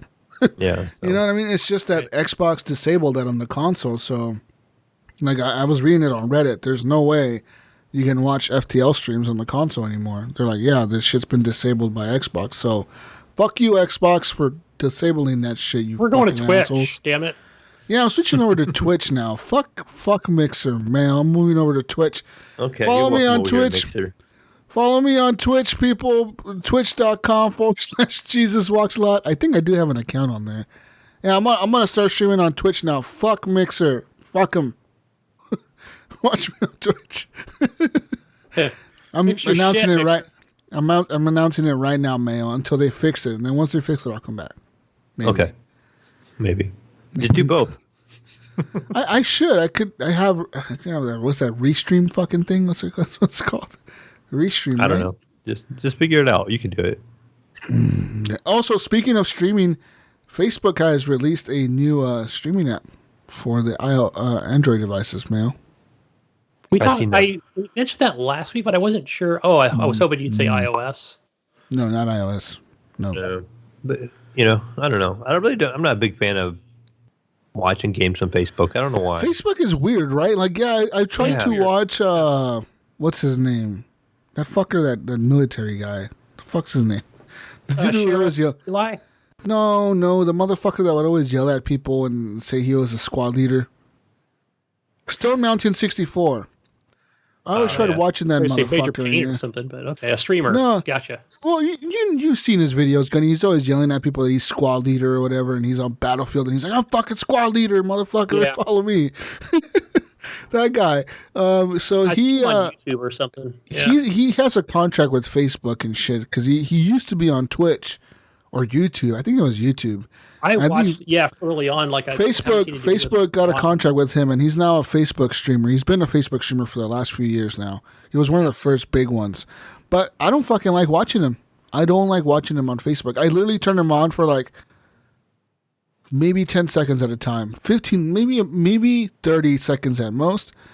And I'm like, I can't do this. And then it's weird because like you got all these people commenting constantly, and then all of a sudden you get like these like people with badges on their name and a supporter or whatever. It's like they just donated 5,000 stars or 10,000. I'm like, what the fuck's a star? What's it worth?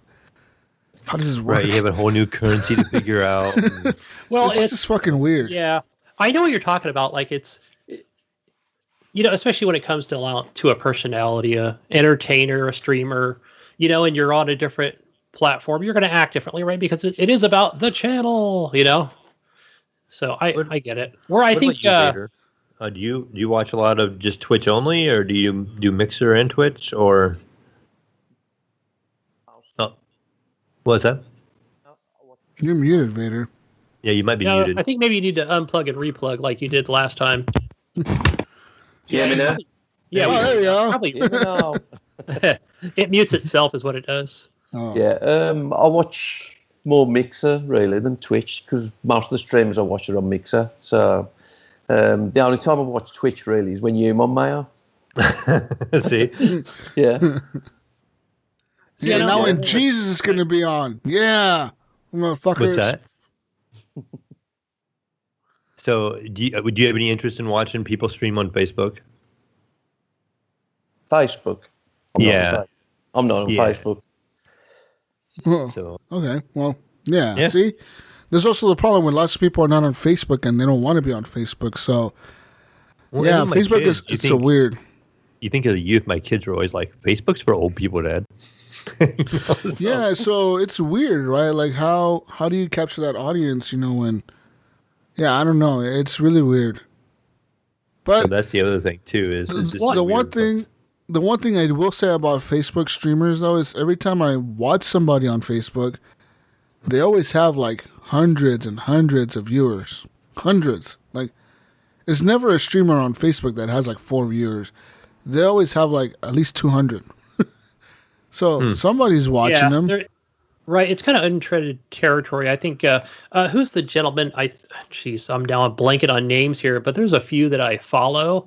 So it will let me know, there'll be a notification that they've gone live and, but I still kind of, I think even with this app, to me, it kind of reminds me of like, hey, it's going to be that YouTube gaming app where basically it's promote, but nobody really is ever going to go to use it. They'll just go straight to the source, facebook.com or the app on their phone, which is, where you're going to kind of see everything. Mm-hmm. But I see what they're thinking, like, okay, let's separate the two so that nobody leaves the stream. They just stay on there and give out all the stars, maybe. Well, the thing is also, it's not just that, Gunny, but like I said before, do you have to have a Facebook account to sign up for this new Facebook app, gaming app? There's a popular streamer that when he came out, he said something about where it's even something to where I couldn't even figure out, where he said, hey, look, you don't need like this personal profile set up on Facebook.com. You can create a page.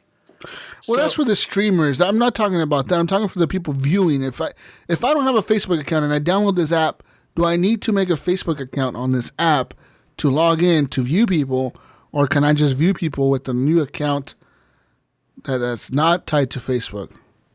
Yeah, good question. The problem with Facebook is Facebook literally tracks all your data. Right now, you can go to Facebook settings, Gunny. Go to settings, and go to your web data and see how many websites talk to Facebook, depending on what you click on. I went and did that the other day. They had data on me since like 2017 or something like that. And literally it said every fucking website I visited on my browser, even on this computer, on my phone, on my old laptop, on my laptop before that.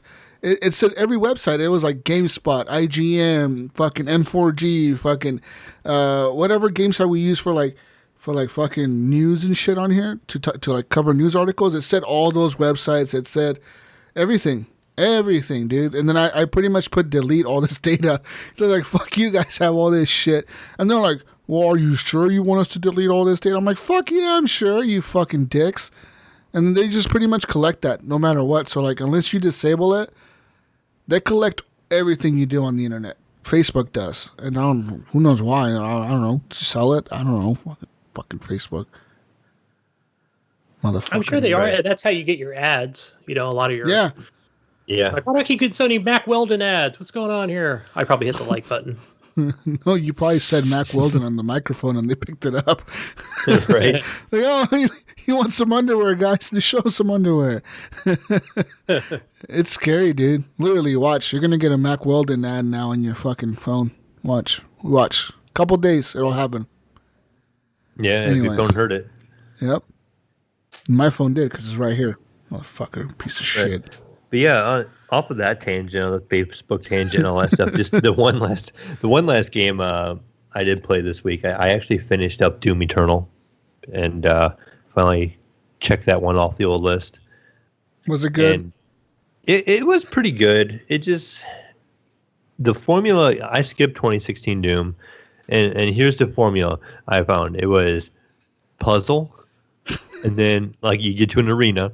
And then you have a shootout, and you kill all the enemies. Oh, wow. And then you either go to a next puzzle, or you go to another corridor, and then it goes to another arena, and then you have a big group of enemies, and then the music changes. You know, it changes. Well, there is no music in between.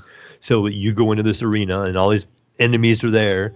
The music picks up, and you got this rock music going on, and you're fighting your way through. You kill them all, the music stops, and there's a couple trash mobs that are still left, but you know you made it because the music stops. And then you kill a couple trash mobs, and then solve another platform puzzle. And that's kind of where the game kind of works its way through. And, you know, I finished up. It got really hard. Like toward the end, it got really hard. And I hate the Marauder character. I don't know if you fought him yet, Gunny. I know I mentioned him before in the podcast. So he's a guy that you have to keep a certain distance from you because you can't shoot him any other time. If you get too close, he melees you. If you get too far away, he attacks you. But he blocks everything you throw at him unless you keep him mid-distance. And then you have to wait for him to attack, and he like flashes green. His eyes do, and then he goes to attack, and you have to shoot him at the right time. But at the end of the game, they put him with a bunch of other monsters at the same time. So you're getting shot from 10 different directions, and you're trying to deal with this guy at the same time. And it just became a lot. But finally got through it. And I never did get the BFG gun, the BFG 9000 or whatever it was. Went through the whole entire game, rolled the credits, still don't have the gun in my inventory. It's bugged. And yeah, and you would see ammo drops for it and everything, like toward the end levels, and normally that's where you pick it up, and it's supposed to be good for like one shot, and nothing. I could run over it all day long and wouldn't get, it wouldn't pick up the ammo, and it wouldn't do anything, and I had to play the game without the BFG gun. Luckily, there's a sword they give you later on that will one-shot enemies also, and you have to use that quite a bit. In the last fight, it gives you this golden glove, which fills up your, I can't remember what they call it now, but it's basically like a way of punching somebody, and it will kill like multiple people. It's like a charged punch. And you can kill multiple people, or you can really do a lot of damage to an armored character. They give you a bunch of those, and they give you a bunch of this pieces of this sword that will kill anything in one hit, except for the last boss, because you can't get to him. He's like the size of his, 20-story building. And he's at the edge, and you're in the top of this rooftop of a building, and you're fighting them. And you have all these trash mobs coming at you, but the trash mobs are like harder characters. They are all a pain in the butt to kill, and you're switching guns often unless you're using your sword to kill them.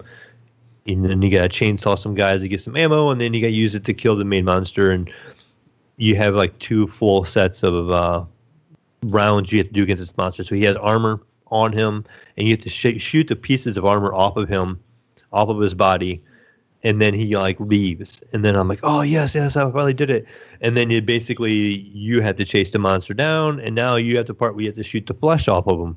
So again, it's the same thing. You're on a different platform, and now you have more stuff that you have to kill, and you have to just basically shoot all the flesh off of him. And finally killed him. Rolled the credits with the Twitch Prime special skin Jesus, and I was a killer unicorn. You know, I had a white skin with like a unicorn mohawk and like a horn, and put some pictures on our Discord if you want to see some pictures of it. But yeah, so I was able to roll the credits on it, and I don't know if I'll probably jump back in anytime soon. I mean, I'm glad I'm done with it, and I enjoyed it. It wasn't a game that I just kind of fought my way through. It's intense, and the shooting is nonstop, and you're working pretty hard through it. Like you're fighting a lot of different things at once, and it keeps you on your toes, definitely. I mean, I recommend the game. If you like Doom 2016, then you'll definitely love this one. But how did you feel about? I wasn't sure if I remember correctly. How you felt about the parkour stuff? Or I've heard other people say, this is not needed and it shouldn't be. I wasn't a fan. I didn't mind it early on. It wasn't as bad. Then late game, it became a lot of you get a double jump ability and you get like a double dash ability. So you have to jump off this edge and then jump again and then dash again to get to this little it'd be like a little pill looking shape thing even, and it would recharge your dash or your double jump, and then you'd have to double jump and dash again off of that sometimes. So it would enable you to clear a long distance, but you had to sit there and figure out like where you had to go. And sometimes what I would do, I would just stop and look at the map, because you could kind of see them on the map where you haven't been, so you kind of knew what direction you had to go, and so you were able to figure it out. I died a few times needlessly just trying to figure it out, and it kind of would put a pause in the game for me. You just went through this intense action, and then it's okay, now puzzle. Okay, figure it out. You fall to your death 5 times to figure out the jumping pattern or get the jumping to work right, and then you make it through it, and then you go and you fight your way through a big arena again. But overall, like I said, it's a fun game. Even late game, like I said, it's just there is just mobs everywhere, and so Gunny, if you go back and try to finish this game, you're gonna be busy at the end. Yeah, I can tell you that. It really racks my brain, this game. And shout out to Ghost Eagle for posting that video about that. Is like one of the funnest videos I've seen, where it's like you're a Doom, but you're like a Doomslayer baby, and you're playing on whittle baby mode. Right? Yeah. And so like the monster's carrying you around, dare now, baby, and like the big eyeball scares him and everything, and he starts crying, Yeah. It just totally reminded me of like, that was me right there, trying to play this. But no, like since Black Mesa, since I picked that up, that's all I've really been playing on. Like on PC. And how is that? Because I was gonna actually start playing it again the other day, and then I lost your Steam account on mine. So yeah, because my account got hacked this morning. Yeah, I hear. It was hijacked this morning. So I'm not going to say exactly how I did it, but I did kind of tell you how I did it a little bit, Mayo. But yeah, I'm really fuming right now that I lost my account. So for those of you listening that are Steam friends, yeah, it's not me on there, but I think it's locked up. So locked up pretty good, and I even like protested like a PayPal thing so that whoever stole it is not going to use my PayPal account. Change the password. Change your password on your email too, Gunny. Yes, I did that too. On my Google, I changed my password because I thought, well, shit, do they have that too? I don't think they do, but I changed it anyway. Nice. Yeah, that's weird. Why don't you have 2-factor authentication? I have the app on my phone, and literally every time someone tries to log into your account, on your phone, the app shows a thing that says like, "Hey, put this code in to log in." Well, and they can't guess that code. Obviously, if they don't have the app, they can't fucking guess it. You know what I mean?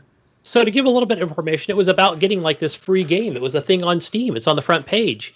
And I went to the site and it was talking about, it didn't tell me till it was too late because it's like, hey, put this code in, but I didn't notice on the fucking thing on my phone that it was to change the way you log in. I was like, oh my gosh, I didn't see it until after, and I screwed up. It's weird. It was I blew like it. you were saying it was on Steam, and I've never had anything like that come across Steam. Yeah, that sounds weird. Like, why would Steam? You said Steam promoted it on the front page. Yes, they did. So I will. I tell you what. So here's what I did. I made this game? What's this game called? Tell me. Okay, This was an early Thursday night. Oh, Yeah. is it early? Game. Did you get home early on Thursday? Thursday. It was an early Thursday evening. Yes. Were you sure you were on the Steam or some other Steam porn Well, website? it could have been something, related to the Steam, but I'll explain it to you guys later. I'll show you what it was. What is this? Okay, we need to know what this free-to-play game is called, Gunny. I'll let you know what it was because. Oh no! What is it called? Text me, message me right now. No, I don't know. So I had to create a second Steam account. I think to log in to basically say my account was hijacked. So I haven't received a response yet. But Gunny, were you playing Blush? it could have been. It started with a B. I know that. Yeah, conveniently, he did not tell me the name of the game. Oh, okay, Gunny. Well, I don't know about this whole hacking thing. I think you willingly gave your information away for I did exchange too, to and I access. didn't realize it until it was changing the authentication of how I log in. Guys, So it basically hijacked my account with me helping them. Gunny didn't. So I definitely screwed up, but I still blame Steam for that. Gunny for came putting home that- early. Gunny came home early on Thursday, and then he was a little excited. He wanted some action, and he logged in a little too fast. Yeah, I was ready to get into it. That's what it was. Oh, man, I feel like a real idiot here. But I blame Steam too. I do blame them. Guys, I will show you a screenshot of what it is. Oh, okay. Because I created a second account, but I haven't gone back to look to see what that was. I think I was still I'm still too upset to actually go look at it. But I will take a screenshot of it and I'll show you what it is. But moving on to what this is really, really weird. Is it so? Puzzles me because Yeah. I've never had anything like that. I'll log in after the show on my new account and I'll show you what it was. So it's like the third thing down on this main Steam page. So, and then you got to scroll over to a couple things. I'd just be speculating at this point, but I'll do it after the show. But Black Mesa, I'm really enjoying it. I hope I get my account back so I can play it. It's I could probably just authorize machine anyway. So I'm probably, like 38 hours into this freaking game. How long is it? I've seen videos of people just doing like, time trials of this game and taking no damage. But for me, I'm like, I want to kill every enemy. I want to see what's behind every room, under every crevice. So that's really what I've been. It's a great game, man. I recommend it, Jesus. It's a good shooter. Sounds boring. Mayo may sound really boring. Sick. I went down to the spider's lair. He was fucking me up a few times, but Mayo made it sound like he wasn't excited. Oh no, I haven't had a chance to play it. I want to play it. It just What game? What game are you Black talking Mesa. about? Black I thought Mesa. you were talking about Doom still. Oh no, no, he switched over to Black Mesa. Should I get this, Gunny? Should I get this Black Mesa? I don't know. $20. It's a good shooter. It's a good remade. No, it's not remade. But I got a second. I still got Alex to beat. I haven't gone back to it. The fuck? I would hold off on it. Fuck. Stupid games, man. I hate games. Fuck games. Games are stupid. I buy them and never finish them. I'm frustrated. Game I'm almost finished with. I've just been going through and playing with somebody who's a achievement hunter. So I've been going through doing all the challenges on that Zombie Army 4. And I know Vedderholic plays this game. So I've only got like the last mission. I just got to kill Hitler. Pretty easy. And then I'll be done with that. I'll probably just play some more Horde mode in Zombie Army 4. Just mindlessly kill zombies. That relaxes me right there. That is my Animal Crossing, just shoot zombies in the head. And another game I picked up today, guys, that I knew I wanted it, and it wasn't received very well. But I knew when it came half off, it was only $20, and that's that Sniper Contracts game. So I'm only 30 minutes into it so far, and it kind of reminds me of like they stole some stuff from like Far Cry, just the way your character moves and Sniper the way Contracts. the gun. Yeah, it's not something I recommend. It looks fucking cool. The screenshots make it look really nice. So one of the things I think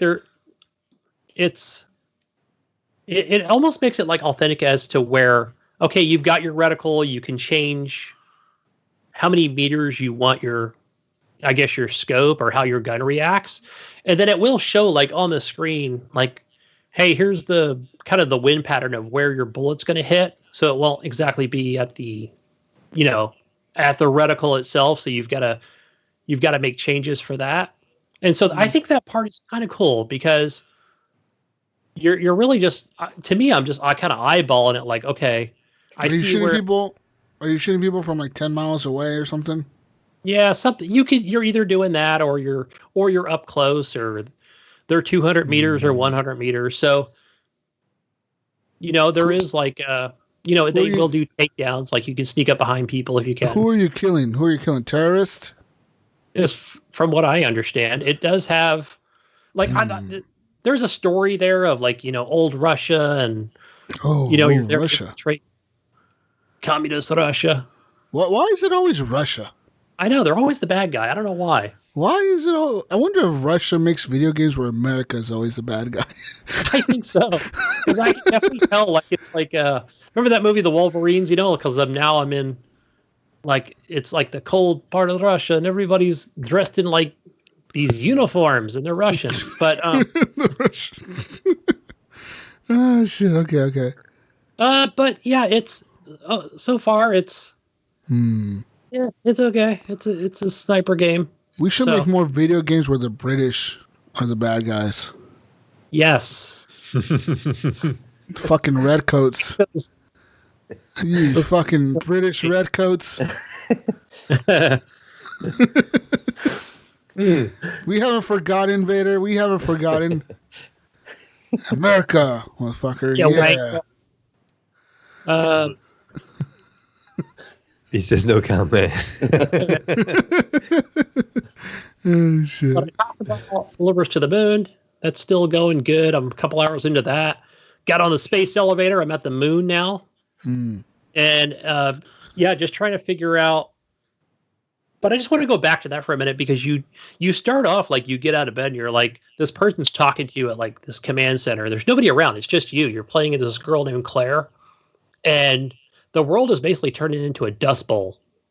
And what it is the way Earth gets electricity is from this giant space dish that's on the moon that's directed to this like reactor on Earth, and that's how you get electricity because there is no sun coming through the atmosphere, and you kind of come out and you can see like all these like solar panels, and it probably just receives very little light or anything from the sun. So, but you're immediately told like, hey, you need to get the rocket up and running, and you need to get to the moon immediately and find out what happened during the blackout.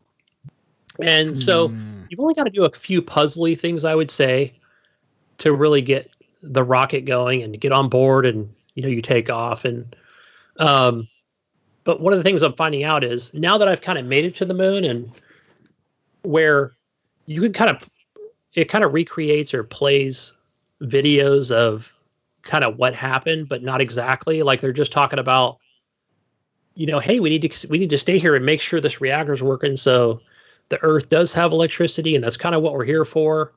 But then there's other people in that conversation from different transcripts that are talking about, no, we need to do this other thing. So that's the mystery of finding out where they went on this mysterious journey. And I think that's really your job as Claire. But you're kind of going through some puzzly things. Jesus, you mentioned earlier about, things are electrified in that game that you played, where you'll find ways you have to traverse through these like electrified pulls to get the next module to, then stick in this hole, shit like that. But I didn't find it too difficult. It's right there where it's easy enough to get to the next area. But so far, I'm having fun with it. I recommend it. It's not scary. I haven't seen any aliens or anything like that, so I don't think it's a horror game. Have you thought about this game at all, Jesus, with the RTX support? It's got a lot of lighting. What's it called? Deliverance to the Moon. It's on Steam. I've seen it. Xbox One Game Pass. It's on the Xbox Game Pass PC. I think it's on PC Game Pass as well. It is. No, I haven't really paid. Nah. Yeah, it's more adventure. The other thing too that I unlocked just before we started recording was you get this. I didn't know what it was at first. I thought it was like a helmet. You take it to this workstation and you have to repair it. And some of the things too, Mayo, that you spoke about earlier in a game where it shows you what you have to do with these pieces to fix this like floating bot. And it'll tell you like on my controller, because I know this is coming from the PC, it'll say LB to turn left and RB to turn this little piece to the right so that it fits in this bot. But it doesn't tell me to use like my left or right stick to flip the object. But it was pretty easy to figure out. I'm like, okay, that's not on the screen, but that's kind of what I need to do to continue to fix the bot. So, but one of the things is you fix the bot, and it reminds me of, I think it was it Wheatley in Portal 2? But it doesn't talk. It's just you take control of that bot at any time by pressing Y on the controller, and you can then down like this, air ventilation shaft to get to the next area. It's just stuff like that. But it's pretty easy. Like once you get there, it's not like this difficult thing of what to do next, or you don't have to. So far, I haven't had to YouTube anything. So, and I hope that's not the case. I just want to keep moving the story forward, figure out what happened to these people in the Great Blackout. Hopefully, I can fix the satellite to keep electricity going on the Earth. So, yeah, this game's right up my alley. But guys, I got a thing this week, and I want to give a shout out to Johnny Dull for putting it on Facebook, and then also I almost forgot about it, but he did retweet it on Twitter, and that was that Cyberpunk 2077 limited edition Xbox One controller for $74. So I was able to pick that up, and luckily it was a FedEx item because you got it quick. Yeah, because it immediately said 3 hours later that it was shipped, and I was like, yes. Because a lot of things around here, if you get anything from the United States Postal Service or Amazon Prime, non-essential item, you'll get your item on May 16th. I didn't really look into it real hard. I just thought it was kind of like a pre-order. I thought it was coming out in a couple months. And then you said you had ordered one. I'm like, okay, so he's got it on pre-order. He'll probably get it in a couple months. And then 2 days later, you're like, it's arrived. I'm like, what? Yeah. So I knew that this was already going to be like a ship out item, ready, available to purchase kind of thing, because isn't it now the console, I think edition comes out in June and the game comes out in September, if I have my timeline correct. Yeah, the game comes out in September, I know. Yeah, it's a weird thing going on right now, especially since the game's delayed and COVID-19 makes it all confusing. But yeah, thanks, Johnny. I appreciate that. I did put that in my reminders. I was able to snatch that up right away. So I'm loving it. I'm holding off, guys. I've got it. I opened it up. I pressed all the buttons. I cleaned it off, and I'm not going to play it until probably till June when the console comes out. You're not going to use it until, wow. Yeah, so, what's unique about this controller? It's got the Cyberpunk logo on the controller itself. I think all the buttons are red. I don't have it in front of me. The one thing that really stuck out was it's got this engraved, scratched in thing on the controller on the right, where the right pad is.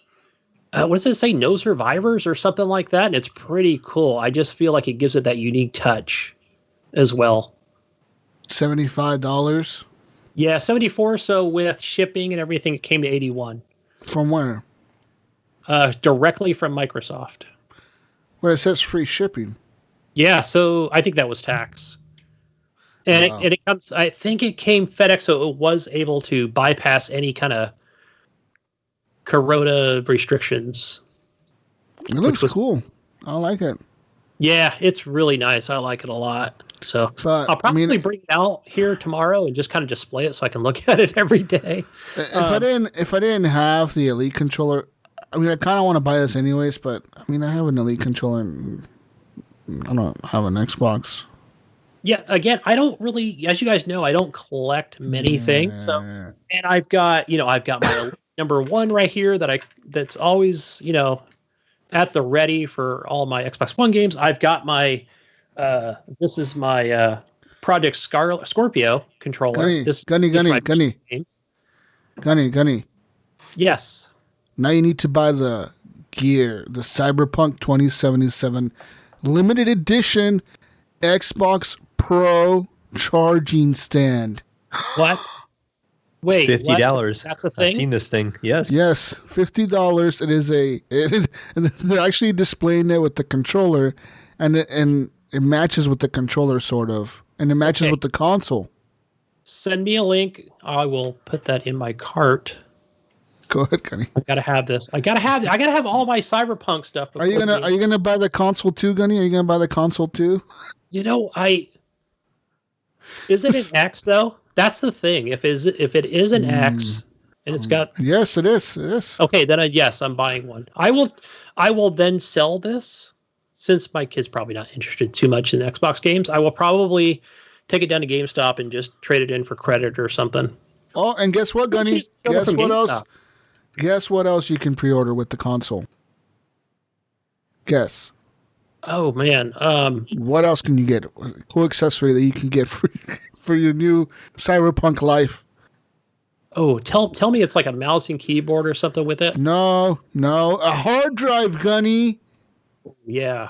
Get yourself the Xbox One Cyberpunk 2077 Special Edition game drive. Okay, I assume it's external and it's probably yellow. Is it 1 or 2 terabytes? No, so it's yellow and blue and silver. Like it looks like the console. It is 5 terabytes for $149.99. Look at that. See, I'll only need 1 hard drive. Sup, Mayo? Sup? How many hard drives do you need, Mayo? How many hard drives do I need? I have a lot. But how many do I need? I don't know. I could just buy one big one if I wanted to, but what is it? I don't know how big of a hard drive you can buy anymore.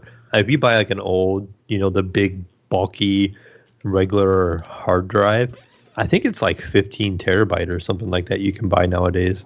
I don't even know. Yeah, those bigger, bulkier ones, I notice are, depending on what it is, probably a slower. I just care about the speed of the hard drive. That's the only thing that matters. Right now, you can pre-order that Xbox Cyberpunk Edition special hard drive at GameStop.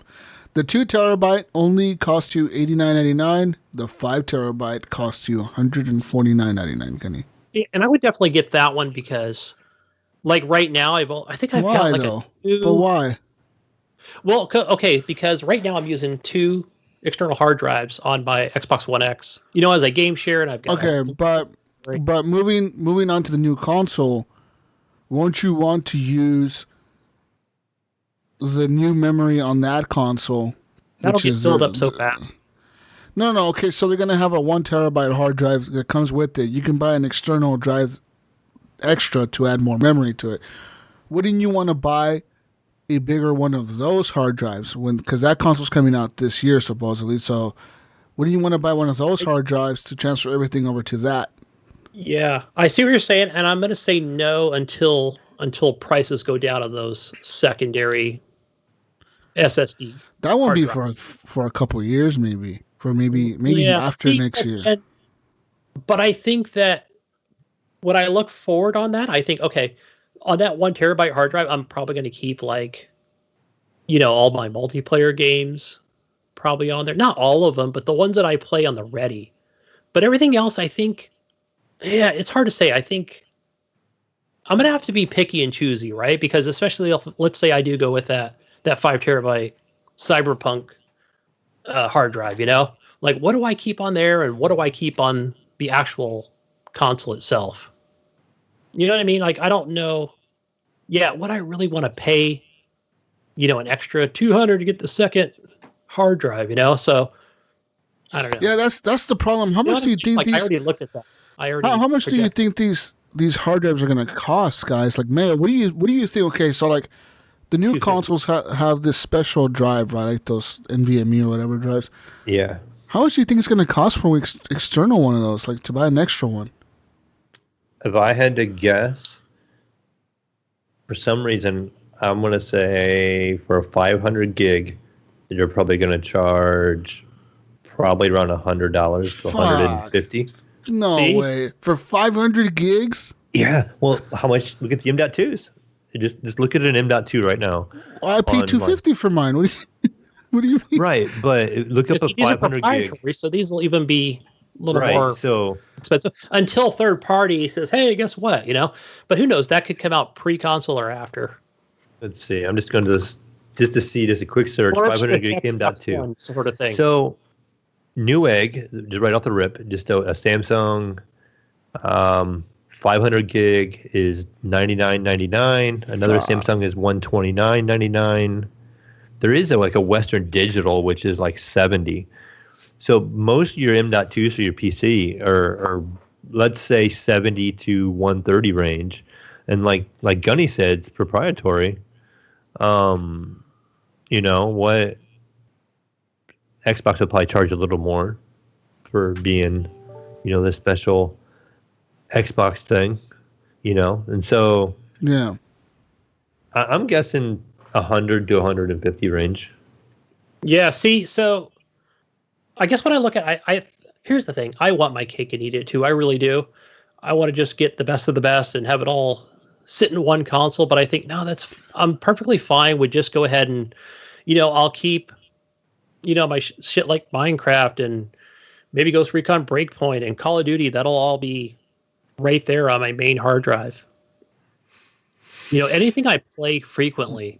That sucks though, man. From being used to having everything on your hard drive to having only so many games on your hard drive. Well, I think and definitely I can already see what sucks is the part that's going to be where I think, oh man, I'm so used to firing up Call of Duty and that thing's ready in 8 seconds, on my new Xbox One Series X, but then I'll go to play something else, and it'll be like, what the fuck's it taking so long? 3 minutes to fucking to open up a fucking game. Yeah. Right. Yeah, I'm just waiting for. Yeah, but that's the shitty part. So or something similar, if I can grab something before then. But I definitely want that external hard drive to play with my new controller and my recharge rack. Nice.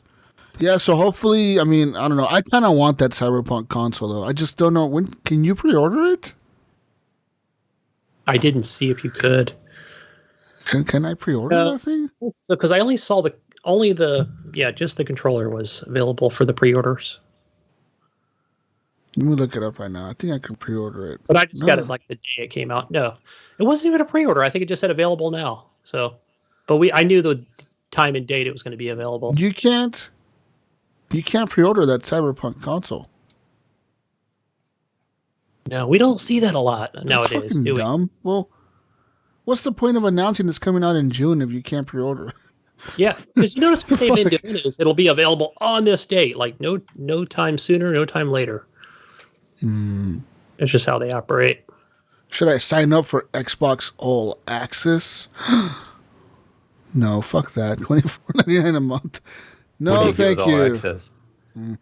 Yeah, it's pretty much the same thing. Remember we talked about this in the past where you get an Xbox console, you get 24 months of Game Pass Ultimate, and then you get in 18 months you can upgrade to the new console. It's for the one where you buy the console. Sorry, it's where you go through their bank kind of thing. Yeah. You have to make every payment on time every time. Yeah. Yeah. Or else they charge you like full interest. Yeah. Fuck you, bitch. 26%. You're screwed. But all right, let's move on to some news, Gunny. It's news time. What do we got for the news? Where's my beeping? I get no beeping? Beep, beep, beep, beep, beep, beep, beep, beep. News time. Electronic Arts Electronic Arts, also known as EA, has been roasted on Twitter after asking gamers why they can't be more like Ice-T. That's right. The famous rapper Ice-T, famous,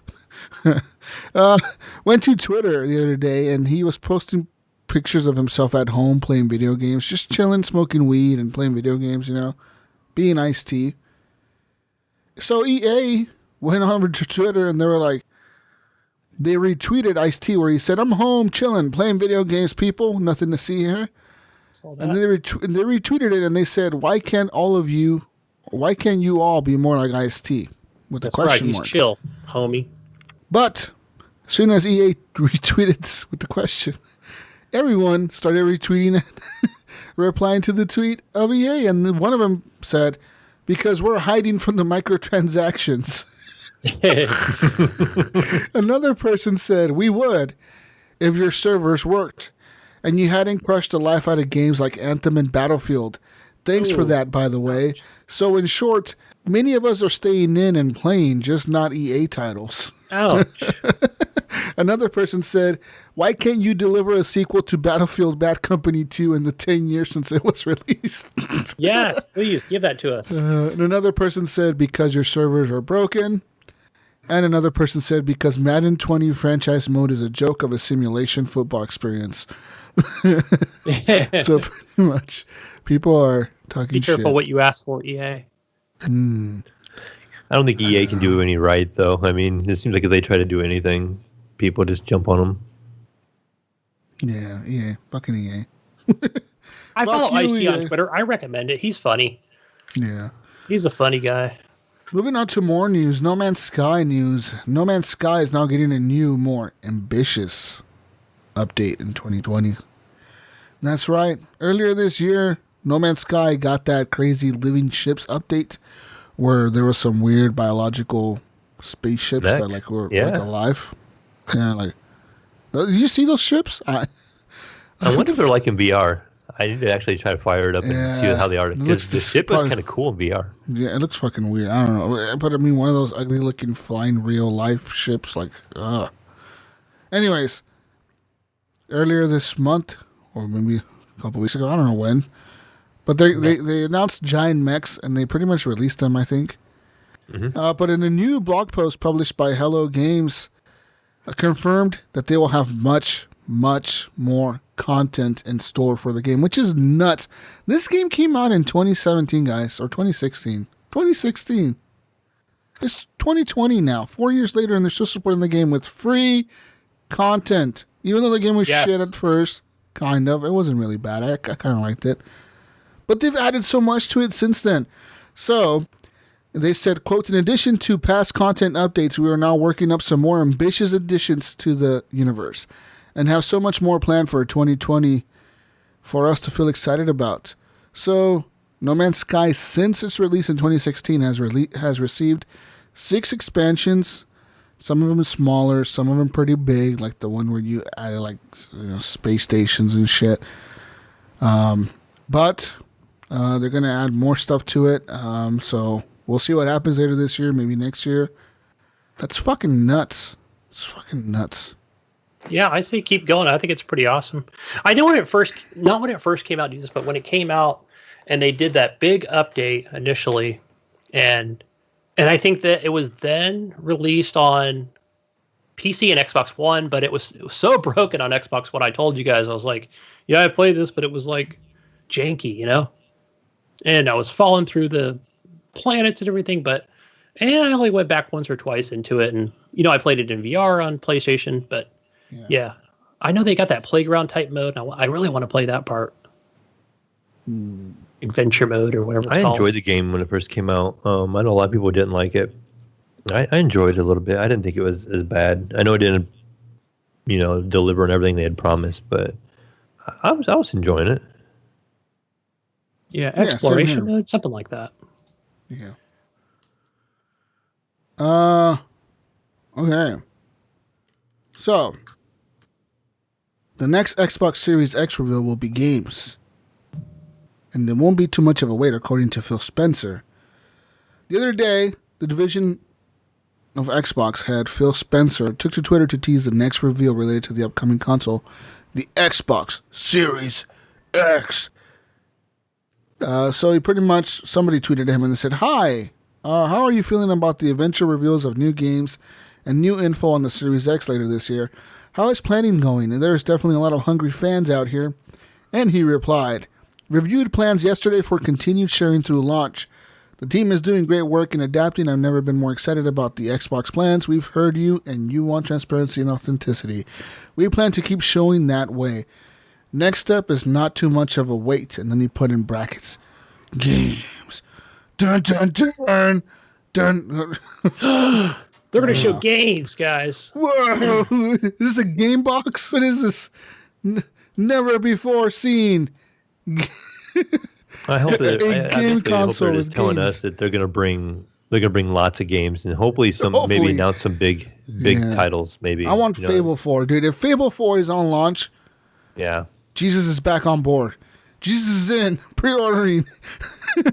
Wait, if I could play it on PC, fuck him. No, Right. I don't need Probably to pre-order. could. Oh, of course you could, right? Yeah. I forgot You're still about on board, that. right? Still on board. Fuck that. I'm playing it on PC. All right, Jesus. So here's the important question. Here's the important question. So, Fable 4 is announced. Playground Games made this awesome Fable game, available day one, Game Pass, Xbox PC. One Series X. No, Xbox One Series X. You'll have to wait, unfortunately, 3 weeks before this comes to PC Games Pass. If it's 3 weeks, I'll wait 3 weeks. No, You'll but wait yeah. 3 weeks. Okay, that was That's my easy. question. If it's 6 months, Jesus will not wait 6 months. What about 3 months? 3 months, maybe I can hold would off. wait. Maybe. I would hold off. 6 months though is too much. You're asking too much for me at that point. It's too much of a commitment. Anyways, coming soon to the Xbox Game Pass. Speaking of Game Pass, for the console, Gunny, beautiful game Red Dead Redemption 2 coming to you May 7th. Red Dead Redemption 2 will be available to everyone on the Game Pass on the console. This is a winner of over 175 Game of the Year awards and recipient of over 250 perfect scores on Metacritic. So, yeah. Yeah, Also, We're just a week away from this, depending on when you're listening. leaving May 7th from the Game Pass, although, is Grand Theft Auto 5 on your Xbox. So, if you've been playing Grand Theft Auto 5 and looking to finish that story, you better finish it up quick.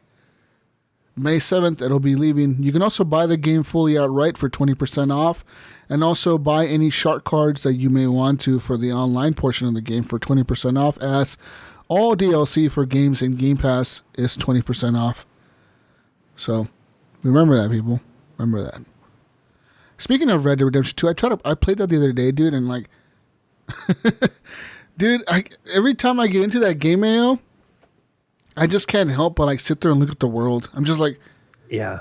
like how is this even like a possibility? Like, I cannot wait to see what Cyberpunk does, because like, if Rockstar could do this, I wonder what Cyberpunk has done with that city in the world they've built. You know what I mean? Mm-hmm. Just like, I don't know, man, the level of detail in Red Dead is nuts, dude. I was just sitting there watching Arthur Morgan. I'm like, holy fuck. And then I switched to that first person mode, and like you can see all the details on the gun, like the scratches, and like just you see everything on the gun and the horse, and I was riding the horse around in first person, just running around the fucking woods and shit. And I was like, man, this game is so beautiful. Has to be one of the most beautiful games ever fucking made, dude. Literally. You know, one thing that really put things in perspective, Jesus, was Ryan McCaffrey on last week's podcast talked about, you know, Rockstar North, Rockstar South, East, West, South, all that shit. Like, they all work on, you know, one game together in a collaboration. So it really just goes to show you how, you know, how they just they put so much effort into this, you know, whether it be Red Dead Redemption or GTA or even the next GTA, and just imagine how that's going to look, and oh my god, with the ray tracing, and oh yeah, it's amazing. Yeah, so I will see, man. Anyways, going on to more news. Turkey is now imposing a 50% tax on video game consoles. That's right. This is April 22nd, so this was a few days ago. Following a presidential order that came out last week, the purchase of video game consoles in Turkey has now become quite an expensive ordeal for the masses. According to a roughly translated report from Haberturk, the Turkish government has imposed additional customs duty on the import of several products that include a 50% customs tax on the import of video game consoles. That new tax rate will remain valid until September 30th, 2020, after which the Turkish government will bring down the tax rate to 20% from October 1st, 2020 onwards. Local retailers have already raised prices and the timing could not be worse. COVID-19 has now forced people worldwide to observe self-isolation by quarantining themselves at home. The lockdown imposed by Turkey in March actually saw sales of video game consoles soar for the country. With the new customs tax rate, however, sales are now likely to dwindle as people search for other, cheaper, in comparison, ways to keep themselves occupied. The more worrying part about the new tax rate, though, has to do with the arrival of the next-gen consoles. PlayStation 5 and Xbox Series X are slated to launch during the holiday season at the end of the year, somewhere around November at the earliest. And they will be reportedly pretty pricey, and should the Turkish government decide to not cut down the newly imposed customs duty, being an early next-gen adopter will be a serious challenge for Turkish citizens. The next-gen consoles are expected to launch around $450 to $500, and pretty much this new recession brought upon by the pandemic is further expected to eat away at sales for the launch this year, as most players will refrain from jumping onto the next-gen systems. But imposing a 50% tax rate can really fucking be huge. Can you imagine? Your console now costs $750, bitch. Jeez. Woo! Good luck on that Xbox Series X, Gunny.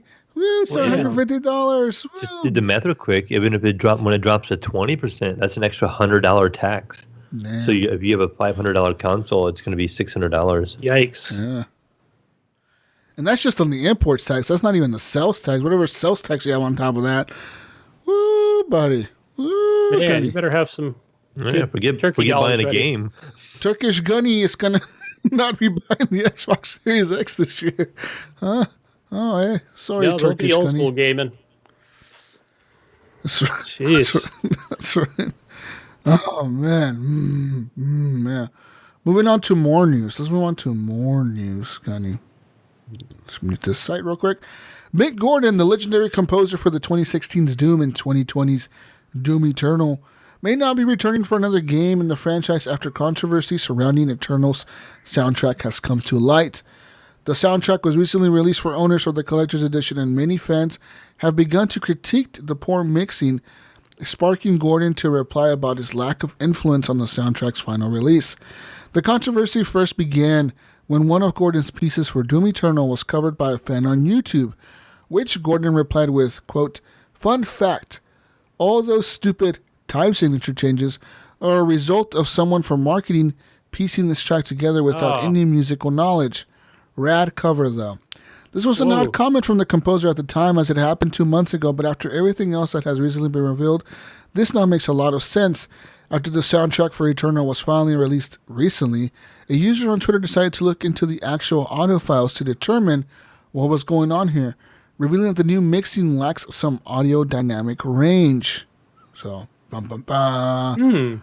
Bum bum bum. And it shows a comparison. Yeah. It shows the different wavelengths. So on the Battle BFG 2020, you see how the wavelengths are pretty much a straight bar. So like they're all kind of just like, you know. With the original one from the 2016 or the new or the original soundtrack, the wavelengths are actually up and down, up and down, up. It's like you see like the different, you know, like it's different. So what this is trying to highlight here, Gunny, is that the left-hand track, the one with more lines, has you see more lines, has a much more dynamic range. Better lines. Than the big high-definition lines. It has a more dynamic range than the most recent one on the right. The range between the quietest part and the loudest part of an audio piece is known as a dynamic range, Gunny, and is what helps to keep each instrument separate as well as giving each feature a bit more breathing room. The less dynamic range there is, or more condensed together the track is, the more the instruments and layers begin to clash with each other, resulting in a very poor mix. Mike Gordon's response to Twitter on this was, quote, "I didn't mix those and wouldn't have done that. You'll be able to spot the small handful of tracks I mixed. Meat hook, command, and control, and etc." So he was pretty much talking shit about the people who mixed the tracks. Yeah, he wasn't given the creative freedom to that work sucks. on the whole soundtrack, it seems. Well, Yeah. They had different fucking sucks. vision of how this was going to play out. Yep. They were not on the same page. So, yeah, I don't think he'll be back. Okay. I wouldn't. Okay. I wouldn't do it. Probably. You wouldn't either, man? You wouldn't be back? Okay. Fuck them, no. They're not going to let me work on this. This won't be my passion. This won't be my baby. You tell him, Gunny. Anyways, Turkish Gunny just told him he won't be back. I'm going to go tweet at him. Fuck it right now. Go to him and tell him you won't be back. What the fuck are you talking about? What department do you work in? They're going to reply to you. What department do you work in, sir? Paul Haddad dead. This is pretty much the Resident Evil voice actor has now died at 56 years old. Actor and voice actor Paul Haddad has died at the age of 56. During his decades-long career, Haddad performed in many different roles, and he is best known as being the voice of Leon S. Kennedy in the video game Resident Evil 2. He was also the voice of Uncle Arthur in the children's show Babar. His death was confirmed on April 17th by Invader Studios, saying, quote, "Paul Haddad, our dear friend and an icon among the Resident Evil community, has passed away recently. We've been truly honored to have the chance to meet and work with such a great man and a brilliant professional that he was. Rest in peace, Paul. You will live forever in our hearts." Haddad's cause of death has not been officially confirmed, as well as the date of his death. Comicbook.com reported that the actor was suffering from throat cancer. Haddad was born on May 20th, 1963 in Birmingham, England. He moved to Canada and attended McGill University in Montreal, Quebec. He also graduated from the National Theatre School of Canada, and he was living in Toronto, Canada at the time of his death. So, there you go. Guys. Rest in peace. Rest in peace, Leon S. Kennedy. Oh, We'll miss you. Sucks. People die. But it sucks. Anyways, moving on to more things that are dying.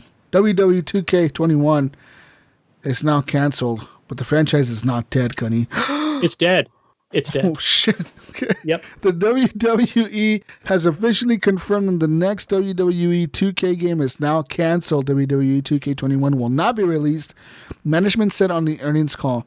The news comes following potentially delayed workflows due to the ongoing pandemic and particularly poor showing from the previous WWE game.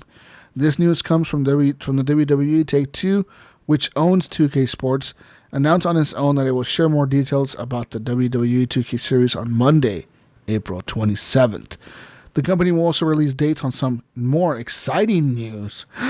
Ooh. I can't wait to not hear it. Last year's game, WWE 2K20, was poorly received. GameSpot gave it a review score of 2 out of 10. Ouch. That's terrible. Yeah, I saw some of those videos and screenshots. And in response to negative feedback, management at Take-Two said they were very disappointed. However, the president, I would think. Carlos Sladoff, said he was very optimistic about the future of the brand. Okay. All right. Well, we'll see what happens with that franchise. Yeah, it'll take a couple years off. We'll see. Moving on to some more news.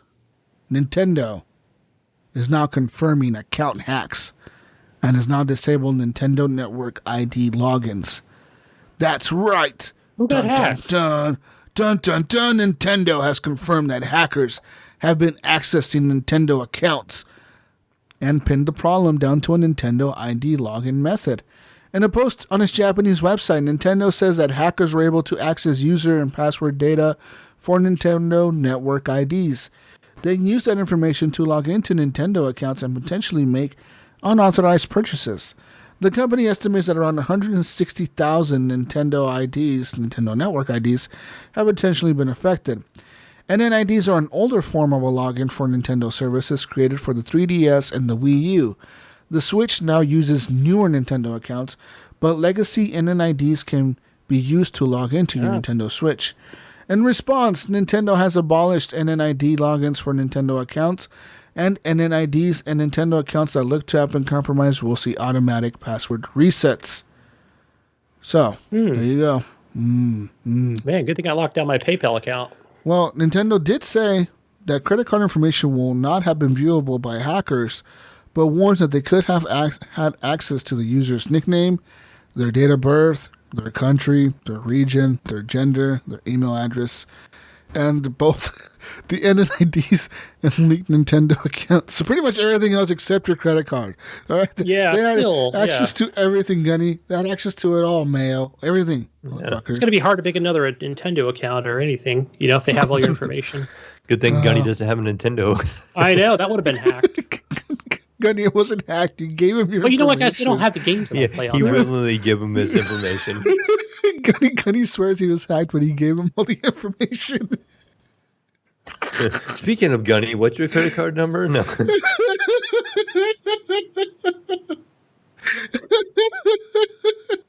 Routing number and then account They number, have a please. game called Fluffy. No, that's not on Nintendo Switch. Can Never mind. We could disguise it behind some kind of cute little game or some early Thursday evening game. Yeah, Yeah, I probably click on. Go ahead and log in, Gunny. Please provide your account, your bank information to log into this game. Gunny's like, okay. Oh, shit. Fucking Gunny, dude. Oh, my God. Let's move on here to some Mixer news. Shroud's new Xbox ad reveals Microsoft's real Mixer agenda. That's right. An agenda, but So, no FTL. Gamers got a lovely surprise this week when Microsoft posted a new Xbox Game Pass ad starting Shroud to its YouTube channel. Shroud joined Mixer back in October following other popular streamers like Ninja and King Gothalion, who also left Twitch for the Mixer service. That's right. Shroud is now helping Microsoft promote the Xbox Game Pass. The ad is fairly self-explanatory, and its overly descriptive title riffs off of the style of the popular YouTubers. It begins with Shroud playing Xbox Game Pass on PC in a hang glider soaring in the sky, which is then revealed to be a green screen. Shroud just wants to focus on the games, and so with the hype clip of stitched together gameplay from games like Forza Horizon 4 and Gears Tactics, that's what he gets. The ad is pretty funny, honest, and doesn't lose itself in a flurry of marketing buzzwords. However, it's also revealing Microsoft's real agenda with Mixer. I didn't write this fucking article, guys. I'm just reading it, okay? No, I put this in there. I know it's cheap and cheesy, but I did throw this in there. By signing streamers like Shroud, King Gothalion, and Ninja to exclusive Mixer deals, it has a close relationship with some of the gaming's most popular influencers. Ninja, who is a former Halo professional, has worked with Microsoft to promote Gears 5, and now Shroud is promoting its subscription service. It wouldn't be an outrageous suggestion to say that the new Mixer streamers will also be used to heavily promote the Xbox Series X. If they are on Mixer, Microsoft can more easily manage what access they have to the console and how they stream it. It's unclear how much money this will make Microsoft and the Xbox Series X sales, but it's a very clever strategy that Sony cannot copy with the PS5, and that's very true. Microsoft can control the message on Mixer because they have all the big streamers under their name. Like they bought them out. So they're like, you can't just leave and go to Twitch. You got a contract, motherfucker. We paid you. You know what I mean? Mm-hmm. So you're now forced to promote the console that we're gonna sell. Hey, so I got a question for you. They bought up all these guys for their Mixer platform, which is great. They got the Microsoft bucks to do that, and I'm sure Ninja's happy and getting paid, and along with Shroud and everybody. But not everybody watches Mixer, and I know that they want to bring more people there. So wouldn't it also be in Microsoft's best interest to possibly get some other sponsors for, like, let's say Facebook gaming or Twitch gaming? Something more along those lines. I know they've got third-party people. I don't know if they pay them or not. I'm sure they do. But I would just think it would be better just to kind of spread it around, So it's not just everybody on Mixer because they're not Spread everybody's it around real nice. Yeah, I'm just thinking, the more advertising, the better. So doesn't always have to be Mixer. Send us an Xbox Series X. Microsoft will advertise. There you it go. for See, HGP. We'll be the Discord streamers. Is what we'll be for Xbox. I'll be it. There you go. Just jump into random Discord servers. I'm asking for a job here so I can sit at home. I don't want to be an essential worker anymore, damn it. Yeah, let's go. Let's be essential at home, Gunny. Yeah. I just answered my own question. There we go. I don't know if I could do essential at home anymore. I've been on for like a week and a half, and I'm going stir crazy. I bet, dude. I couldn't be home all day. I would. Oh my god, I would die. I would be like, I need to go outside, get the sun, do something. Right, and I'm just having warm here in Ohio right now. Today, it's raining. A couple of days ago, the sun. Dude, really... it's weird. Oregon, it was really warm earlier this week, and then all of a sudden, like pouring fucking rain one day, like it was like stormy and fucking pouring, and then the next day was sunny, and then the next day pouring again. It's like, what the fuck? What the fuck? That's Portland for you. That's Oregon. Vader says, "Well, it's like 11 o'clock my time." He says it's dark here. Nice. Moving on to some more piece of news that I have here, ladies and gentlemen. Cyberpunk 2077, Gunny. Oh my. More? Gunny just woke up. I'm listening. It's one of the most explicit games by CD Projekt Red. And this is some adult content that I'm about to talk about here. No. Cyberpunk 2077 is set to launch later this year, Mayo. It has been rated by major game rating boards, which have detailed some of the adult explicit content. Oh, yeah. CD Projekt Red is no stranger when it comes to releasing mature games. They've had a lot of explicit content, including nudity in The Witcher 3, but they're now taking it a step further with Cyberpunk 2077. The game has now been rated by the Brazilian rating board, which has given a detailed explanation of what is the nature of explicit content in the game. According to the rating board, Cyberpunk 2077 offers explicit content that includes, quote, mutilation, intense sexual relationship, suicide, prostitution, nudity, sexual exploitation, and much more. There is a more detailed description of some of the violence, including foul language, intentional death, violence with weapons, and so on. All of this shows that CD Projekt Red is now taking it a step further than it did with The Witcher 3. So here's a list of the explicit content, Gunny. Weapons without violence. Moderate or hinted use of illicit drugs. Criminal act without violence. Description of consuming of illicit drugs. Derogatory language, verbal aggression, violent acts, sexual pleasurement, consumption of illicit drugs. Violence description, exposure to danger, exposure to death corpse, body injury, foul language, sexual language, blood. Description of illicit drug consumption or trafficking. Sexualization, sexual exploitation, intentional death, more nudity, prostitution, sexual relationships, consumption of illicit drugs, mutilation, intense sexual relationships, suicide, and cruelty. The game is given the mature rating of 18 and over by the Brazilian rating board, so shouldn't come as a surprise. Yeah. It's pretty violent. I think. Sounds like a pretty adult game, don't you think? Can you imagine what the mods are going to be like, too? Oh, my God. If the things you just read are like part of the regular game. Oh, my God. Right. The vanilla game, like, I can just see the mod. See, I'm going to have to buy this on Xbox and PC. Do you PC is think... going to have all the good mods. Do you think that this game will ever come out on Nintendo Switch? I doubt it. No, it will not. I wonder if I wonder if the PC version of the game is going to be different from the console version. Because wouldn't you think the consoles would want to censor some shit? Like maybe, I don't know. Like, what do you, like nowadays? One thing I can tell you already is, you know how, like, for example, like I don't know about streaming, but you know how Xbox has that take a screenshot, Xbox record that feature? Well, let's just take screenshot, for example, and let's go back a couple of years or 3, whenever this came out. I'm sure it still holds true today, where you can take Triss or whoever it is, right? And she's got like this Or no, would that mean there was nudity in the game, right? There was nudity. Yeah, so there was sex scenes and shit in The Witcher. There were sex scenes, and so what happens is what they do is, I took one where she was wearing like this really hot, sexy lingerie or something like that, Yeah, and I took a screenshot, and I think Gunny saved that screenshot and put it as his background. I want to say I posted it to Twitter or even like, you can do the share thing like on Xbox. Yeah. Like where, people, it was kind of you could still do it now, but it's a little more difficult the way the OS works. Yeah, and everything. it shares to the Twitter accounts and all that shit. Yeah. Well, and even just to the Xbox so your friends can log in and see your progress or what have you. And what it did was it put like a shirt on her. And I was like, oh man, like immediately, like it covered her back up. Like what? even with just like the regular bra and panties. Yeah. It put a t-shirt on her? What the fuck? I'm pretty sure it did put like a regular shirt on her. Like Xbox immediately put a shirt on it. So it was already like a t-shirt, like it doesn't even fit the game. It's like some regular ass t-shirt. The fucking Witcher. I was like, no, you're kidding me, right? What so no, it wouldn't let you show it.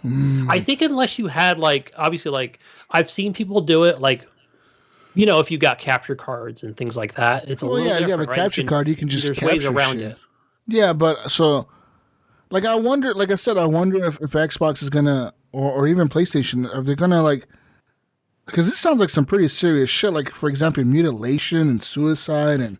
So here's what I think. I think it will come to Steam, but I think I don't think this is my speculation. They're not going to make like a separate version of the game or anything, but there will be filters and. That you can turn on probably like, hey, turn on this filter if you don't want to be whatever the fuck, you don't want to hear racist shit or something. Like you've only got like family friendly mode available on Switch, I was gonna say, what about like a parental control where it's tied in with your Xbox parental controls? This game should not have any parental controls. It should only be played by parents. There shouldn't be any controls. I think there's going to be that option, obviously on the Switch. I think too. The only parental control. Yes or no? The only parental control that should be on this shit is anyone under 18 in your house cannot play this. Lock it out now, motherfucker. Well, I remember in the news, I can't remember if it was last week or the week before, it talked about, it was one of the factions, and then it was kind of hinting at that kind of stuff too, as being, more adult oriented. So this is going to be interesting to see how much, because, there's a whole faction around it. So yeah, like I said, I wonder like Switch.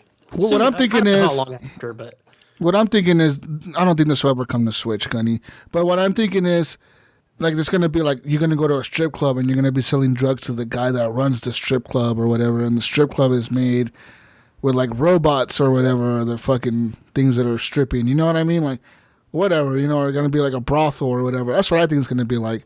When they talk about like a faction, things like that, but I think, but here, listen to me though. I do think that will be available on the Switch, but there's going to be clothing on the women. There won't be that option to take it off. Nope. I don't think so. Oh, Gunny, you want to bet money on this? I'll bet you an Xbox One X. Oh. You know what? I'm betting like a $10 gift card or something. He's like, I don't want to put too much on the line here. I mean, you're the big better, Gunny. Gunny. You're the one that betted Switch before in your Jeep. And I lost that one. So, listen, you lost your Jeep as well. It's not going to be available like right away. It's probably going to be like 6 months or a year later. No way, Gunny. What you're for? No fucking way is this game going to be on the Switch. Unless it's like super dumbed down, like fucking 720p fucking polygon fucking characters, all square. Everyone looks like Minecraft characters. Development, and they're already looking at how they're going to get this on the Switch. I don't know. Did we ever think Witcher was coming to Switch? We never thought it was, right? And it did. Witcher 3. Yeah. It had nudity. Yeah. Right? There are other adult games that are on the Switch. I mean, I can't think of any offhand, but. Gunny would know. I'm sure. We know you know, Gunny. Okay, come on now. Lots of anime type style things. All I can say is Gunny should have been a guest on BGO last week. That's all I can say. Gunny would have brought all the games. Hey guys, I played that before. we should have traded Matt and just sent Gunny over there. Send Gunny over there. Had Matt on this week, and it would have been a natural fit. And I'm going to go yell at Matt and John and Michelle for suggesting that and seeing how I got my account hacked. Thanks a lot. Got my account hacked. You gotta listen. Yeah, in the process, you got. You were listening to VGO. You got your account hacked because of that. Wow. Oh man. Anyways, So I'm still upset right now. but that's really like all we have for news this week. I mean, we'll see. I mean, Cyberpunk the leaks keep getting better and better. For me, all that shit sounds really cool. It sounds like a very we're gonna have a very mature game, and I'm looking forward to that. I'm tired of games being very, I guess, PC, like very politically correct these days, you know, and everybody being about, oh, let's not talk about these real things that happen in real life. Let's not mention suicide, or let's not mention death or murder or sex or anything. You know, it's like, fuck that, dude. We see it in movies all the time. Why can't video games just be like fucking movies? You know what I mean? Make adult rated video games. Why not? Like, it doesn't have to be all, like, it doesn't have to be a porn game, but I mean, you could have a sex scene in a game, you know, just like we do in movies all the time or TV shows. You know, this shit happens all the time on TV shows and movies, and no one's ever like, oh man, I didn't like that movie because it had a sex scene. Oh fuck, that movie was horrible. You see that one sex scene, Gunny? Oh man, I'm never gonna watch that movie again. It's like, no, who gives a fuck, you know? Yeah. What do you think over there, Vader? I know you've been quiet for a minute, but do you mind that stuff being in games, or do you think you're gonna not pick up Cyberpunk because of anything like that, or? Oh, I don't mind that at all. I don't mind stuff like that being in the games. Doesn't bother me. Yeah, I think we almost still as gamers, I think we still have this this stigma, I guess, for being for the youth. You know, even though a lot of gamers are adults anymore. Yeah. I think when you compare it to the movie industry, is when they release a game, it's for the Xbox and the PlayStation, and you think of the youth when you think of those things. Still, for some reason, there's that stigma. When I think of Xbox player, Game Pass player, sometimes, you know, it is sometimes right away the youth pops in my mind, and I don't know why. It's just a stigma that we have as gamers, I guess, and that's something that seems to have never changed. And you know, one thing I also, when I talk to people at work, whether they be fellow employees or customers or and you know, and let's say they're casual gamers, or maybe they don't play the games themselves, but when we were talking about, like, where I say, hey, you know, I do a podcast and we talk about games, and what's the question they ask me all the time is, well, what games do you play? What games do you talk about? Oh, I know, right? I get that all the time, and I say all of them. Yeah, and I can't just say, I could be funny and just say adult games, right? But really, you know, that's just, they're already thinking of sex and porn. I don't play those guys, by the way. But you know, I think that, you know, that's the one thing where I say, yeah, you know, there's either a lot of violence or shooting, or the one thing I mentioned is Call of Duty, right? Like that kind of gives them the basis of a good idea. And I said, just on my podcast alone, where I'll talk about, you know, we don't do a lot of sports ball, but there's a lot out there, you know, with soccer and football and baseball and stuff. But it's really just, yeah, I think, just some different genres out there. We need more variety, right? We do, and yeah, you're right. You're right. When creativity. You do mention in your podcast. There's a question. What do you play? And if you say Call of Duty, if the person's a real hardcore gamer, they laugh at you because they think you're just some basic ass, like, oh, this guy's not. He's not really. You're not really a gamer. All you play is Call of Duty. And it's like, no, fuck you, fuckface. I have like a pretty badass PC and consoles and shit. I play everything. And then if you mention like real like PC shit, they're like, this motherfucker's a nerd. He plays that nerd shit. But I think the one thing to elaborate, depending on who it is, whether I'm going to go further with that conversation line, is that, you know, let's say if it is like something where it has a big budget and it has a really good story, you know, things like that, where it's like a movie, you know, like I try to work my way into that and say, yeah, it's good entertainment and something to talk about and share. And so depending on who it is, I usually throw out there, I'm like, oh, we cover PlayStation, Xbox, VR, PC, pretty much anything game related. We pretty much cover it, is kind of what I just kind of tell them. So when they ask me what I play. So I usually don't really say what I play, because, you know, there's a wide variety. So I'll just cover everything.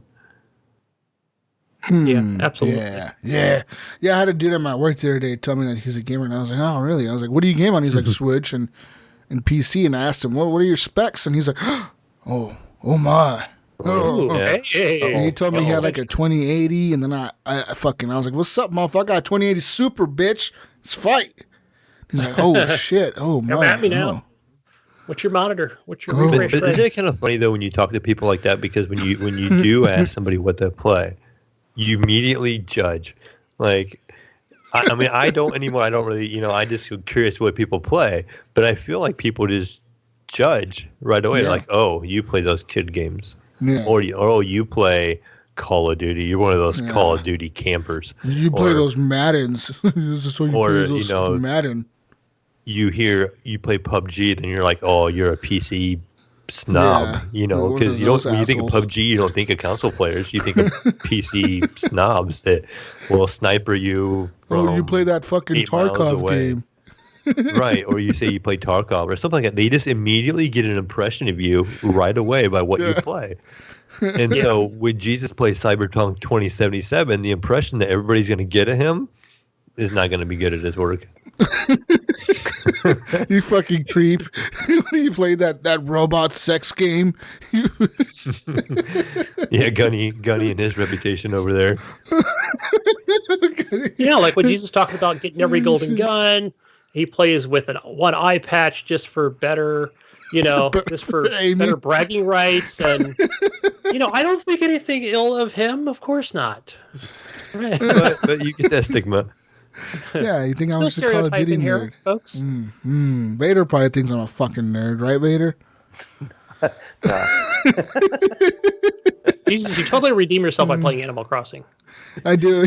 I go from Call of Duty to fucking Animal Crossing. I was like, It what the brings you fuck's wrong back with down this to guy? our level. Thank you. What's wrong with this guy? He goes from Call of Duty to fucking Animal Crossing, fucking nerd. Reminds us you're not a cyborg. You're actually human. And you're cool. So, Vader, do you ever feel judged when somebody asks you, like, if you play video games and you say, like, what games you play? Do you feel like they're judging you or anything like that? Because I do. Because as soon as somebody asks me, Yeah. I literally tell them a wide variety, because I do play a wide variety, but I also feel like I get judged like right away. Like, oh, Same you here. play that. I Okay. had somebody ask me the other day, why do you play games? Because you're too old to play games. I said, well, they're 18 rated, so they're adult games. So I get that a lot. Why are you playing kid games? Yeah, they ain't kid fuck. games because I'm 18 rated. So Yeah. Yeah, and people are probably thinking, well, you're not 18, you're 24 or you're 30 or what, but Yeah. 18 plus. You fucking idiots. Never too old to be a gamer. Yeah, man. Yeah. Yeah, it sucks getting judged. But it happens, and it's always going to happen. I think eventually, though, like as we get older, as my generation grows up, as your guys' generation starts dying off, Gunny. Yeah, thank you. Yeah. As the boomers start dying off, we're gonna get, I think, more acceptance of video games. I think by the time I'm old, like people that are my age are gonna be in retirement homes. I think they're gonna be video game consoles at retirement homes. I really could see that happening. You know what I mean? Interesting. Yeah. Because it's just gonna be a fact of, like, it's just these guys grew up with video games. They maybe want to play video games when they're old. I don't know. Is it going to be video game consoles or Oculus Rift Quest or whatever they are? Something like that. wireless one? Something You can sit there in similar. VR. Whatever the future is for gaming, whether it's a headset that you wear or glasses you wear or whatever, or if it's an actual console still. I don't know. Will consoles ever really die off? Maybe. If something crazy happens with VR, then maybe consoles will die off. You know what, Jesus? I've always said, I didn't get this from anywhere, but one thing I think the only way consoles or this device, this box, is ever going to die off is when we get rid of that TV in the living room. Yeah, something, right? Yep. Because, I mean, how are you going to kill off, how do you kill off PC gaming? The only way you could do that is if you get rid of the monitors and somehow, like, put it in your eyeballs or something. Unless you can wear, like, contacts in your eyes that could, like, show screens in your vision. As being more of a PC guy throughout the years, back when you guys are all Xbox hobos and peasants and all that kind of stuff is as PC Master Race guys like to say. And I'm kidding, of course, but you would always see the articles of, oh, this is going to be the PC killer. This is going to be the PC killer. You see stuff about mobile now. Oh, it's going to be the PC killer. Mobile is going to kill console. And Stadia is going to kill. And PC has always been there, and it's always been strong. And I don't think anything is going to kill it per se. And the numbers could be down or the numbers could be up. I just don't think it really matters. I don't think anything's going to actually kill the PC, because as long as they keep making hardware, people are going to keep buying it and have a desire. So I don't think NVIDIA, I guess NVIDIA and AMD are the ones keeping it alive, I guess, because as they continue to make better graphics cards and better CPUs and better RAM and storage and all that stuff, it drives the console market, and it also drives the PC market. It'll just be an app on your TV in the end. I mean, now consoles will just be an app. Right. Yeah. Sure. That's what I think. Going way forward, of course. Yeah. Yeah. I think eventually you're right there, Vader. I think eventually Xbox might just be like an app.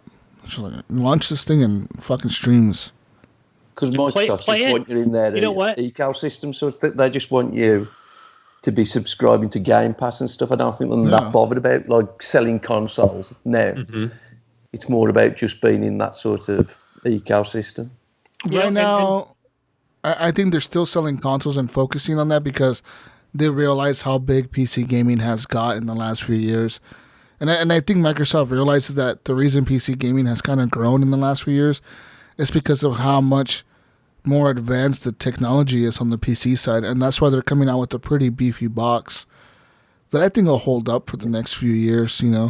I still feel too. A lot of it was Twitch. I think the PC has grown because of Twitch, as people were streaming Fortnite and PUBG, and I really say I think it's Fortnite and PUBG. As people were playing those, and these kids were watching, they're like, I want a PC, because they see Ninja on PC playing Fortnite, and he's getting 10 kills, 15 kills, 20 kills, or whatever he's getting. Those kids are going, well, if I had a PC, I could maybe do that, or my game would be that fast, or I could be that good on PC. So I think these kids were starting to want to buy PCs, and now it's getting more popular for people to be on PC than console. I mean, not more popular, but I mean, it's gaining popularity. Yeah, of course. And when you go back to right when it went from Justin and Twitch bottom, and remember it was basically, I want to say it was national news where everybody from all parts of everything were just making fun of this whole Twitch thing. If you remember Jimmy Kimmel, all of them, right? They were just like, you're going to go watch somebody play a video game? How dumb is that? It's like everybody jumped on that train and how stupid it was and how corny it would be to watch somebody play a video game. And look at now, I can remember back you had to go to YouTube to watch segment videos, Oh, and then they added this feature called autoplay. Like that was a big deal back then, for YouTube. It's like, it's going to play the next video, So you look in the last couple of years, the last 5 years even. Yeah. You have PCs in Walmart now. You can buy a gaming PC in Walmart. You could buy laptops in Walmart before, but now they have a dedicated little gaming section because of the youth. I don't think it's because adults. I don't think a lot of us adults that are they're more into the PC gaming side of it will go to like Best Buy and Micro Center and all you guys Fry's and all that kind of stuff. But I think that middle age, those 20-year-olds, the younger ones, some of them guys are going into Walmart and buying these PCs at Walmart and stuff because they want a gaming PC. They may not know much about the industry and stuff like that, but they want to get in the industry, and Walmart's giving them a way in. Yeah. And, you can go to, if anybody knows, you can go to the Amazon.coms and the Fry's and all these things where, it shows up and there's like 30 different models to choose from, ranging anywhere from, the lowest amount to anything super high. But they always want to show that like, hey, check this box out. It's $800, And then even too, it plays everything, throw out there, the listeners out there, if you are on a console and you've thought about getting a PC and are worried about buying one of the good specs and stuff like that, check out the Facebook group where Jesus got his PC from. I know he does good with his PCs. JB's custom gaming PCs. Yeah, give him a He's little shout out there. Actually part of our Facebook group as well. He is in the group. And then also on Discord, you can ask us. Jesus knows his PC stuff relatively well now, and Gunny knows his PC stuff some. And You can ask me. There's also Brink in there. He does a lot of upgrading all the time. Oh, dude, Brink just did a whole new thing on his computer. Yeah, so there's guys in there that do have knowledge, and most of them will be in there, be happy to help and stuff like that too. Just don't be afraid to ask questions, because you don't want to buy a bad PC. You don't want to buy an outdated one early on. Right. And we want to make sure you have a good experience coming into it. Because it's like buying a console. Like I work with a guy who bought just a PlayStation 4 the other day, and he this first time buying a PlayStation 4, but I was kind of like, why now?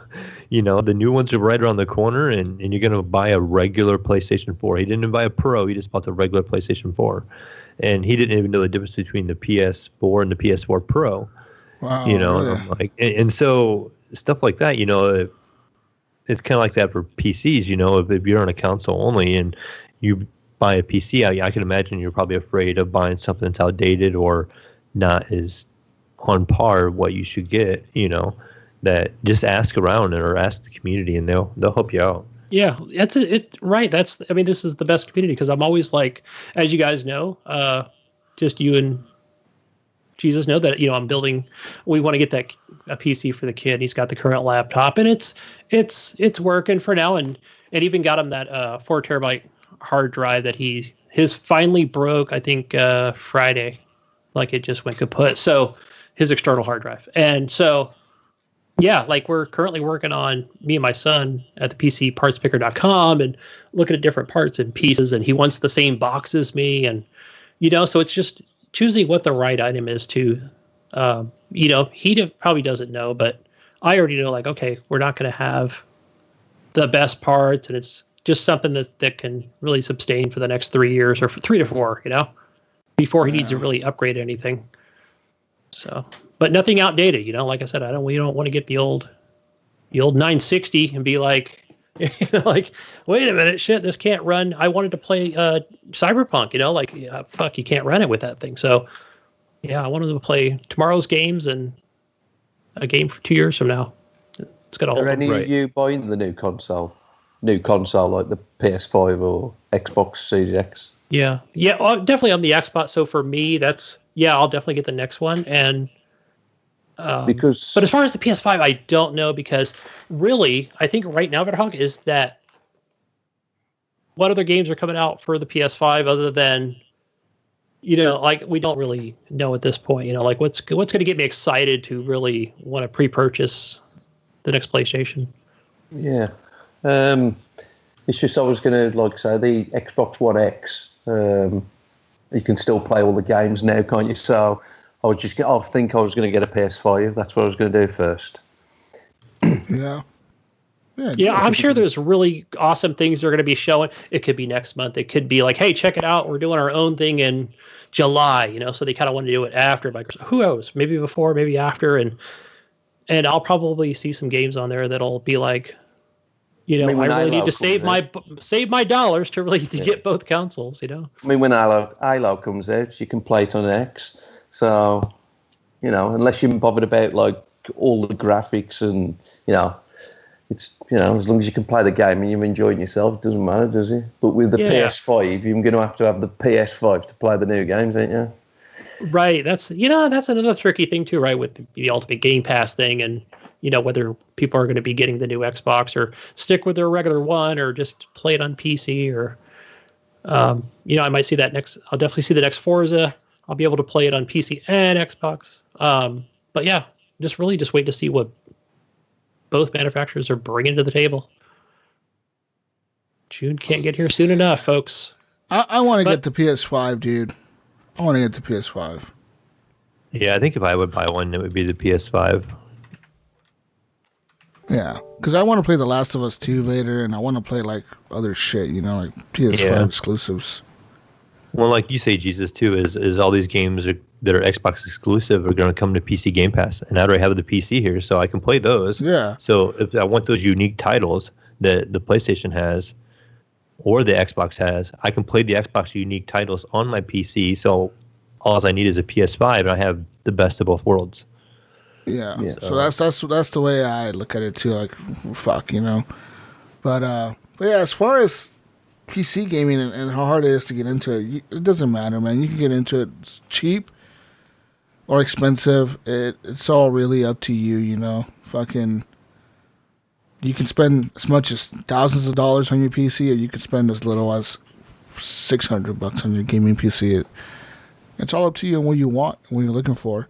As far as this year, though, with the new consoles coming out, it's kind of difficult for me to recommend somebody to go out and spend $600 they're going to spend on the new PC. That's probably going to be way outdated compared to the new consoles. You know what I mean? Whereas if it was a year where, like say if this was last year or the year before, then I would be like, yeah, get the new PC or whatever, you know, because these consoles are outdated. Get the new PC or whatever. This year, though, it's kind of difficult to recommend that, though. I would almost say just hold off and get the new console because it's going to have more power than a $500 PC. I don't understand why somebody would buy this Lockhart, because I think it isn't 4K. So why not just buy an Xbox One X? Cheaper, probably. I don't understand this Lockhart thing. The Lockhart, you're talking about like the secondary console they're talking about. Yeah. The reason you would buy that, it's like, for example, it's like in PC world, like say you're going to go buy a new graphics card, right? And right now you can buy a 2080 Ti, a 2080 Super, or a 2080 regular, or a 2070 card, or a 2060, which are different tiers of like graphics cards. So, for example, say the Xbox Series X, the main one, say that's a 2080 card. So you have that, or you can buy a Lockhart, which is, say, a 2060 card. They both are going to perform with ray tracing. They both got the main features similar main features, which is ray tracing, better graphics, etc. It's just that the 2080 card is going to give you better graphics than the 2060 card by quite a bit, if you care about that shit. Yeah. But if you care more about the money and saving the money, then I guess you could go the 2060 card. You know what I mean? It all really depends on how much do you value the money you're going to spend. You know what I mean? Because you could spend $1,200 and get the 2080 Ti and have the best graphics card out there, or you could go like me and spend $700 and something and get the 2080 Super, which is in between the 2080 regular and the 2080 Ti. Or you can even go a little bit cheaper and spend $600 something and get the 2080 regular card, you know? Mm-hmm. So it's really like, how much do you value the money that you're spending on it, and what performance are you gaining? For example, I think the value for a 2080 card is in the Super. Like, yes, the 2080 Ti gets better frame rates and shit, but overall, if you look at the performance between the 2080 Ti and the 2080 Super, it's like a 5 to 10% performance difference at most. Yeah, it's hard too because the 2070 Super is like a 10% difference too. So yeah, it's like increments of a couple $100 if we want that extra percentage of performance. So you could be happy with a 2070 Super, and especially if you're running on a say 1440 60 hertz monitor. If you don't want to go over 60 and you're fine with 60 hertz, 60 frames a second, 60 hertz monitor, 2070 Super is going to be an awesome card for you. But if you have a higher refresh monitor and you want to go beyond that, then you're going to have to put more expensive hardware in your computer to get that. And that's where it gets you, you know. So you just have to know what you want too. Yeah. And at the same time, like with PC, it's a little different because like sometimes your GPU will be really powerful. So you get a 2080 Ti, but if you have a really weak CPU, that CPU will bottleneck that GPU. You know what I mean? And that's where I'm at right now, actually, because I actually haven't said it in the show yet, but I made an upgrade this last week, and I have bought, just like you, Jesus, I have a 2080 Super now. Nice. But I haven't changed my motherboard and CPU combination yet. So I have an old i7 6700K. So it's like a 4-year-old CPU and motherboard now. But so I'm like, I'm going to get some bottleneck. But eventually I'm going to be doing some things, and I'll end up having another PC built. And so I'm basically going to take this 2080 out and put the 1070 back in that was originally in it. And then that 2080 is going to get paired up with probably like a 3900X from AMD or something like that. And it will be less bottlenecked. But really, I'm not noticing much of a performance hit. I mean, yes, it is bottleneck, and I know I'm probably losing 10 frames maybe. But my CPU is overclocked to 4.8 gigahertz, so it's overclocked pretty strong, and that can make a difference too.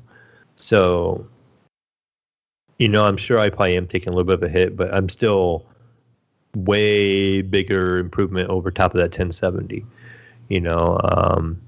Call of Duty, like I said, with RTX on and 1440 resolution, ultra settings on everything, I'm still, that's with me upscaling it to 3K, like I said earlier, I'm still getting, 80 frames a second or so.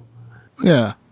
So I don't know. I think that the log card will be a perfect console for people that are not looking to spend a lot of money there, Vader.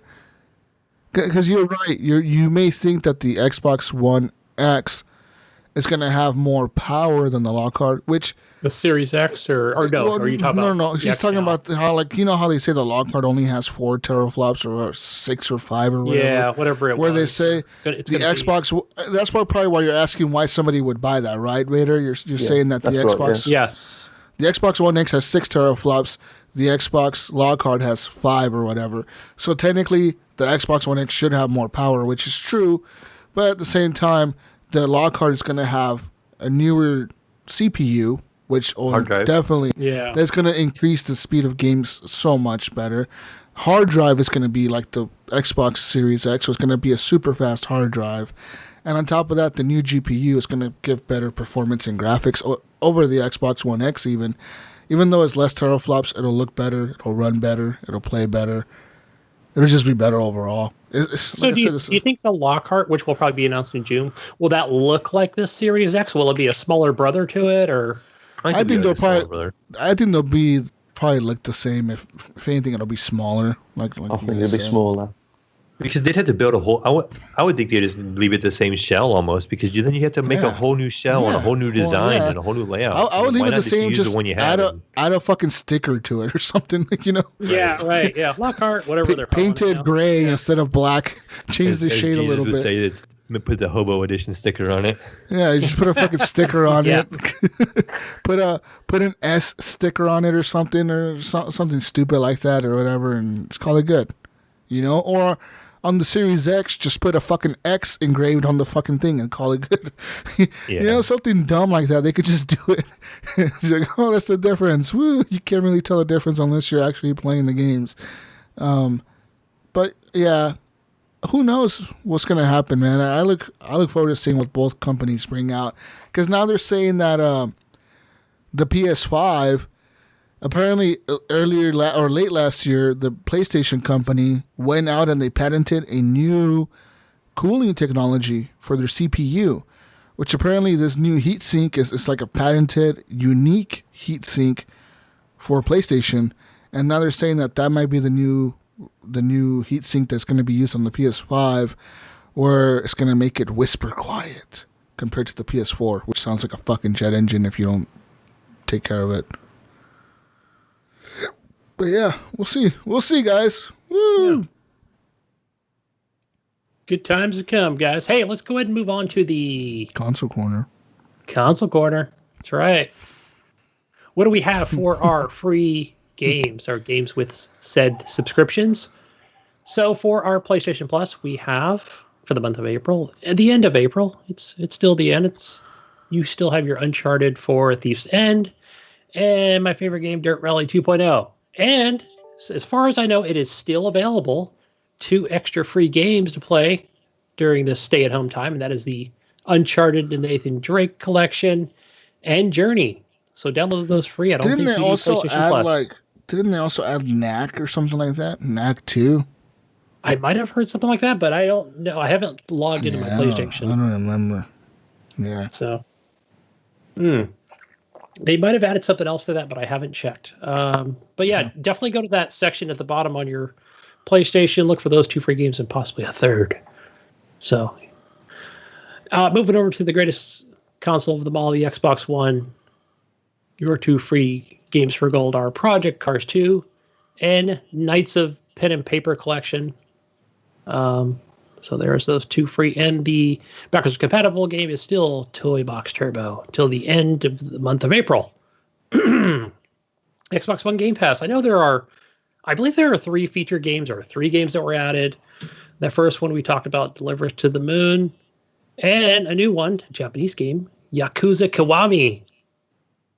So if you're into the old Japanese games and you never got a chance to play those on PlayStation, come over to Xbox Game Pass and get your Yakuza game. Maybe you can answer this one, but I did see also Wastelanders 3. I don't know if this is out or new or available. Let me see if it is available. I'm not really sure. I didn't download it. I just sort of glanced at it. Yeah, we can just go ahead and unplug Vedderholic. I know you're talking and yeah, you're a little quiet. Plug back in. Did you see that Vedderholic on there, the Wastelanders 3? Yeah, you hear me now? Yeah, we hear you. Right. Yeah, Wastelanders is just where you download it, just pre-order like sort of thing. It's it ain't available yet. It's like okay. I didn't think it was available, but it was just they had already put it on Game Pass, so that's what it was. Okay. Yeah. To pre-install. Preload, yeah. All right, so that's it for your game Xbox stuff. Moving over to the Evil Epic Store. I only see 1 free game, guys. I'm kind of disappointed. I only get to purchase 1 free game, and that is For the King. So go claim your free 1 game over at the Epic Store. Hey, Steam. Steam has given up a free game this week. Shout out to Sean Fuller and somebody else who posted this in our social groups. Pac-Man Champion Edition 2. But I believe it's free everywhere, if I'm not mistaken. Xbox, PlayStation, PC. So go get your free Pac-Man game. Championship Edition. And I believe that is all for our console quarter stuff. Now, moving on to community questions. Mayo, what is our question of the week for the community? Oh, so our question for the community was, what's the best weapon that you've ever used in a game? So me, I know, that for you, I'm just going to come out and say it. I know that I believe it was Saints Row with your dildo bat was one of your all-time favorites. Oh, you figured it out, huh? Remember I mentioned this in chat the other day? We were on watching Twitch together, right? And you were like, dude, the Penetrator is like so awesome. Oh, man. Yeah, there you go. So no, I haven't played Saints Row in forever. So for me, I would say it would probably have to be one of the guns off of probably Borderlands 3. Maybe the one that shoots more guns. I thought that one was kind of clever. I remember that one, Gunny or not, but you get this gun and it shoots out a whole bunch of guns. Who was it? Vedderholic, it was somebody, someone. Nico was a big fan of that game. So someone in the community. I joined their game. It might have been Ryan Gibson, it might have been. He's like, dude, check this out. I got this gun. So then, I don't know if so I think you can give the gun. Some shit happened where I got it, and then it was like, holy shit, I can shoot more guns. That was pretty sick. So I was able to get that at like level 25 or something. So that was pretty sick. Good stuff. But I know for mine, like the one that really stuck out for me was in Dead Rising. Well, we're at Dead Rising 4, right? So it was Dead Rising 3. I believe that was the Xbox One, kind of a console launch thing. Was with the what's it called? The massive bomb is what it is. And one of the things that was cool, where you can take two big bombs and make one massive bomb, right? Then you could throw that into a horde of zombies. One of the things that was funny was where you're basically fully clothed in your outfit, and once you throw it in, if you're part of that blast zone, it doesn't kill you. It basically declothes you, so you're naked. You're just down in your skimpies. And it was just the funniest fucking thing ever. And I just remember doing that over and over again. That's funny. That was so much fun. What about you, Vedderholic? Or do you use any of your favorite weapons for using in a game? I like the breaching charge in Rainbow Six Vegas. where you used to put it on the door and just stack up the enemies behind it, and just used to blow them all up behind it. Man, what's the grenade launcher one? Oh my god, that thing ticked me off when I'd just be like, I'm in a good spot. It can't find me, and then that grenade would come in the room, right? Yeah. And I might be a bit sick as well because I like anything that sets them on fire and they start screaming. Yeah. Yeah, you can hear it, right? Yeah. Yeah. Nice. Some of my favorite weapons were all weapons from, a lot of them were from Dead Rising 3, Gunny, like you said. I had a lot of fun playing that game with Rob, and we just ran across a bunch of fucking cool weapons. One of the funnier ones was it was like that megaphone that you put like a fucking construction cone on it, and then you scream at the fucking zombies and knock everything back. That shit was pretty fun. Or like the double chainsaw where you run around and just hit people with like a double chainsaw. Kind of like a dual lightsaber right, like almost. you can put it on your car, your motorcycle. Yeah. Or flamethrowers on there. Another game that had great weapons. Another game that had great weapons, in my opinion, was Sunset Overdrive. That game was like kind of like Dead Rising, where it just had a bunch of fucking wild ass crazy weapons with like fireworks or fucking whatever, just a bunch of random fucking weapons that were pretty cool, and I enjoyed that game a lot. That's probably another game you're probably anticipating on the next PlayStation 5 exclusive. Well. That's if they ever make another one, dude. I don't know if they will. I think if they do, it'll be like way down the line. Yeah. Yeah, it may not be in the end of this year, but because I think people would get too pissed off at them if they were to announce this year, like, hey, on PS5 we're gonna launch Sunset Overdrive 2. People would be like, what the fuck? What the fuck's going on here? You know what I mean? People would be pissed. Yeah. So a lot of salty Xbots for sure. But moving on to the community, here are some of the answers we have. And our first one comes from Nipron. Ooh. I'm sorry, man. Did I miss what yours was? Oh no, I said the gun that makes more guns from Borderlands 3. Oh yes. So Nipron says the Hammer of Dawn from Gears of War was pretty awesome. And another one on the Beat Sabers. Beat Sabers on the PS4 or on the old PC. Next one from Weird Champ Injustice, the Pog Champ, Infinity Blade in Fortnite. And him in his Fortnite. Yeah. That kid. Sorry, that's my son. So I don't know why he has that weird Champ Injustice on it. But I've got a 14-year-old. He changes it all the time. Once a week, twice a week. Yeah. Mandalorian says the Force Unleashed. Normie 477 says on that level, she's going to stick with the old Gears and go with Boom Shot and the Grandies. Does she mean grenades, or is Grandies an actual term? So I think we should let Vader read the next one for Mojo.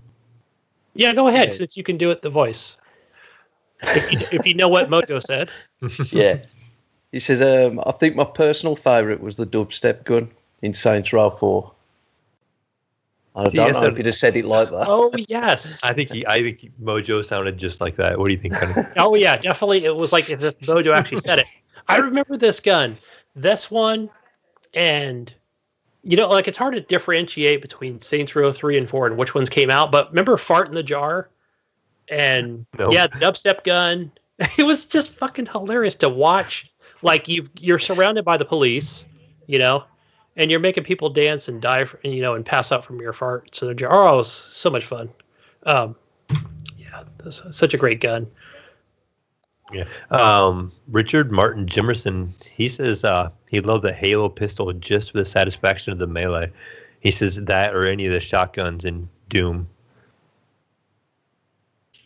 Oh, good stuff there.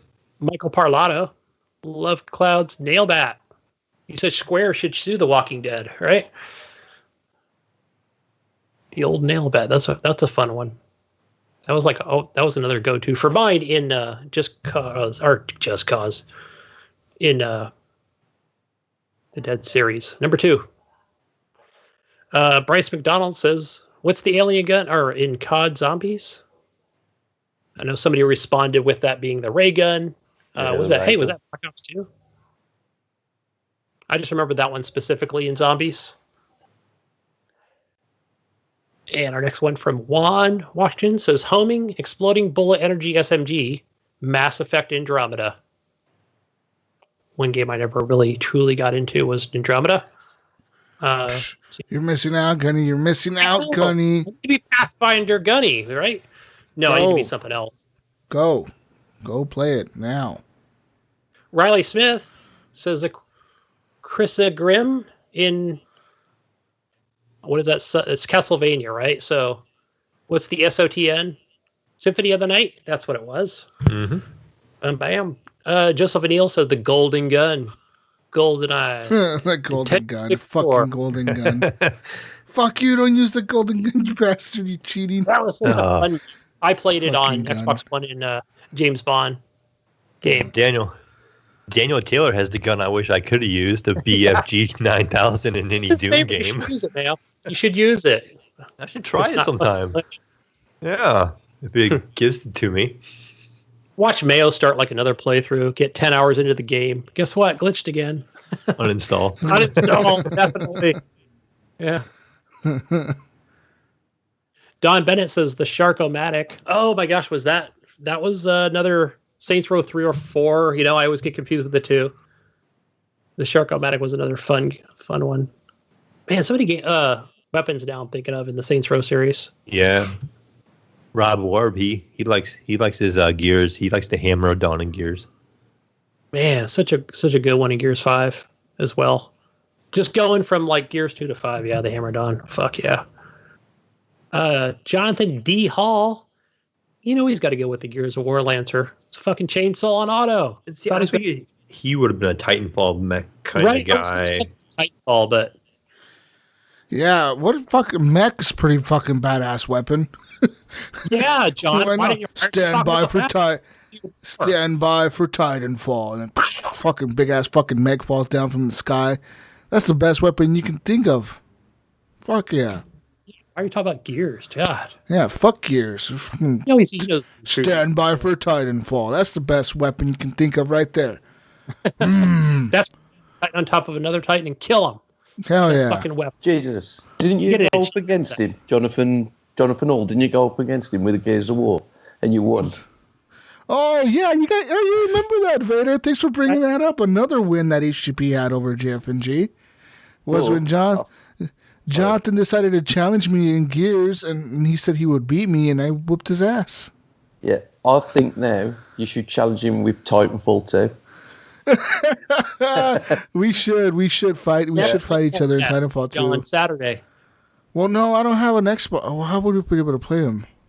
Oh yeah. Oh yeah, you'd have to have Xbox. Maybe on PS4, but I don't have everything unlocked on PS4. He would have the advantage because he has more shit unlocked.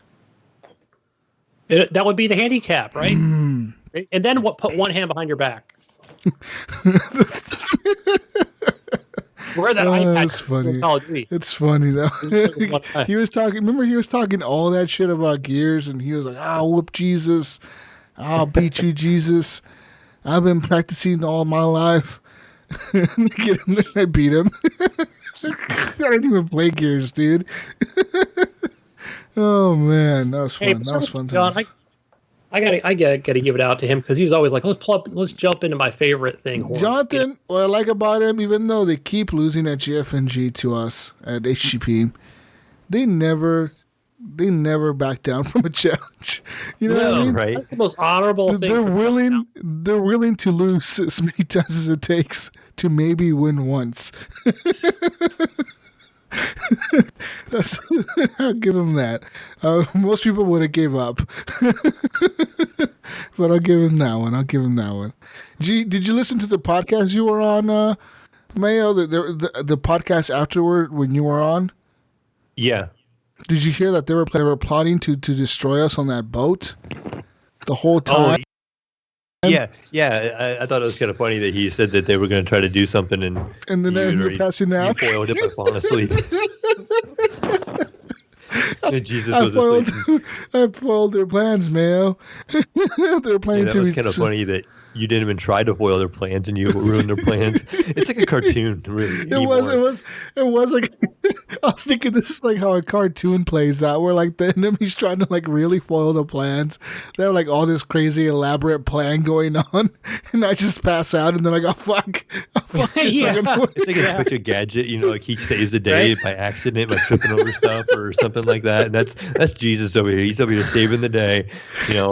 Jonathan and them, or Alan and them over there trying to make this grand scheme of things to get Jesus. And what happens? Jesus falls asleep, crashes the boat into an island, ruining their plans.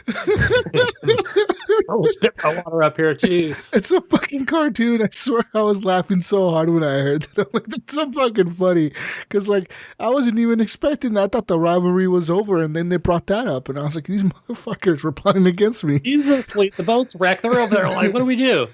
Get your beers ready, mate. Let's go on to... They were all ready to get him, and Jesus is over there asleep. And so they're like, really? Oh, shit, yeah. So now we know next time they invite us to play any game, Mayo, we know that, they're plotting behind our backs. Can't trust them. They're inviting me all the time. I think it's just you they don't like, Jesus. I think they don't like all of us. You're part of the gang over here, Mayo. You're HGP crew now, dude. Yeah, I don't think they try to get Gunny, and they haven't tried to get myself. I think it's just they have a bullseye for you. They hate me. Yeah. I love them though. I love you, Alan and Jonathan. You guys are awesome. But fuck you at the same time. There you go. Moving back to some of the best guns in video games from our listeners. Gary Ellis. He says he's sticking with that Gears theme. It's that torque bow from. Oh. It's always a favorite and super satisfying. That torque bow is fucking cool when you get a hit with it and you stuck that person and boom, they blow up. Oh, fuck yeah. Doesn't it have also like the best sound effect? It does. It has a pretty cool sound effect when it shoots off. Hell yeah. Like when it's being raised and then once it's at full level, and yeah, it's probably one of the best sound effects in a game. You know who would tell you what sound it makes when it hits them? Is it the splat one, or am I thinking of the sniper? Jonathan Hawk could tell you what sound it makes because I killed him with that a few times. How does it sound, John? Fucking Jonathan. Describe that on the Facebook. Oh, man, that's funny, dude. Maybe with a GIF. That's what you want, John. Oh, that's fucking funny. Bob Noble says the shrink gun in Duke Nukem. Get a little Duke. Steve Cosgrove says great sword. The great sword in Monster Hunter. World landing, a full combo on a monster. It's so damn satisfying. Damn. And Riss Murphy says Zen G's flute from Dynasty Warriors. Not even familiar with that one. I'll have to look it up. Zen G's flute. Yeah, so Dynasty there's a I know there's a Dynasty Warriors game. I don't know if it's coming to Epic as a free game or is that coming to Game Pass? I cannot remember. Somewhere that game is going to be free next week. Look for that. Maybe it's not Dynasty Warriors. They usually don't go away free games. But either way, I believe that is, unless we just double check and see if we got any other answers in here. Nothing new in Discord. I'm in there right now. All right. And yeah, just checking over here on Facebook. And no, I believe that is all. We've got everything covered. Thank you guys for your answers. I really appreciate it. We appreciate it. Yeah. And what do we have for next week's question, man? What did we decide on? Next week, how about we do what's a really popular game that everyone seems to love but that you don't? That was the one I chose. Yes, I like that one. So I'll just read it off again real quick here. So what's a really popular game everybody loves but you don't? They seem to love it, but you hate it. Look for it on the Discord. Looking for your answers on the Facebook and the Discord. Jesus has his answer already. Okay. Well, I have lots of games people don't like, and I like. This is Call of Duty. Nobody likes Call of Duty. Call of Duty. There's what else? Mass Effect, Andromeda. Yeah. I fucking love that game. That game was the best game that came out in the I found last that game 10 for years. $5 at a Target, and I didn't buy it because it was on, it was on Xbox. Why? And I was like, oh, I didn't buy it, and then I went back to get it the next day, and it was gone, and I've never seen it for that price since. Well, you could get it on that I regret it. EA Access for $5 on your PC. Yeah, but I don't have the EA access. I don't play any EA games on there anymore. Just get it for $5 for 1 month. I just this morning went and unsubbed from my EA Access on my Xbox. Only because I either already own it or and like any of the Burnout games, I'm just like, I'm either gonna freaking buy it if I'm gonna play it. You have Mass Effect on your Steam library, huh, Mayo? Like the other ones? Yes. Yeah, I have. I saw them the other day. I was like, I should play that. I have 2 on my library because I had 1 on disc. That was probably the last time I bought a game on physical disc was the original Mass Effect. And then I bought 2 on Steam, and then I never did pick up 3. I know. I saw 2 on there for sure.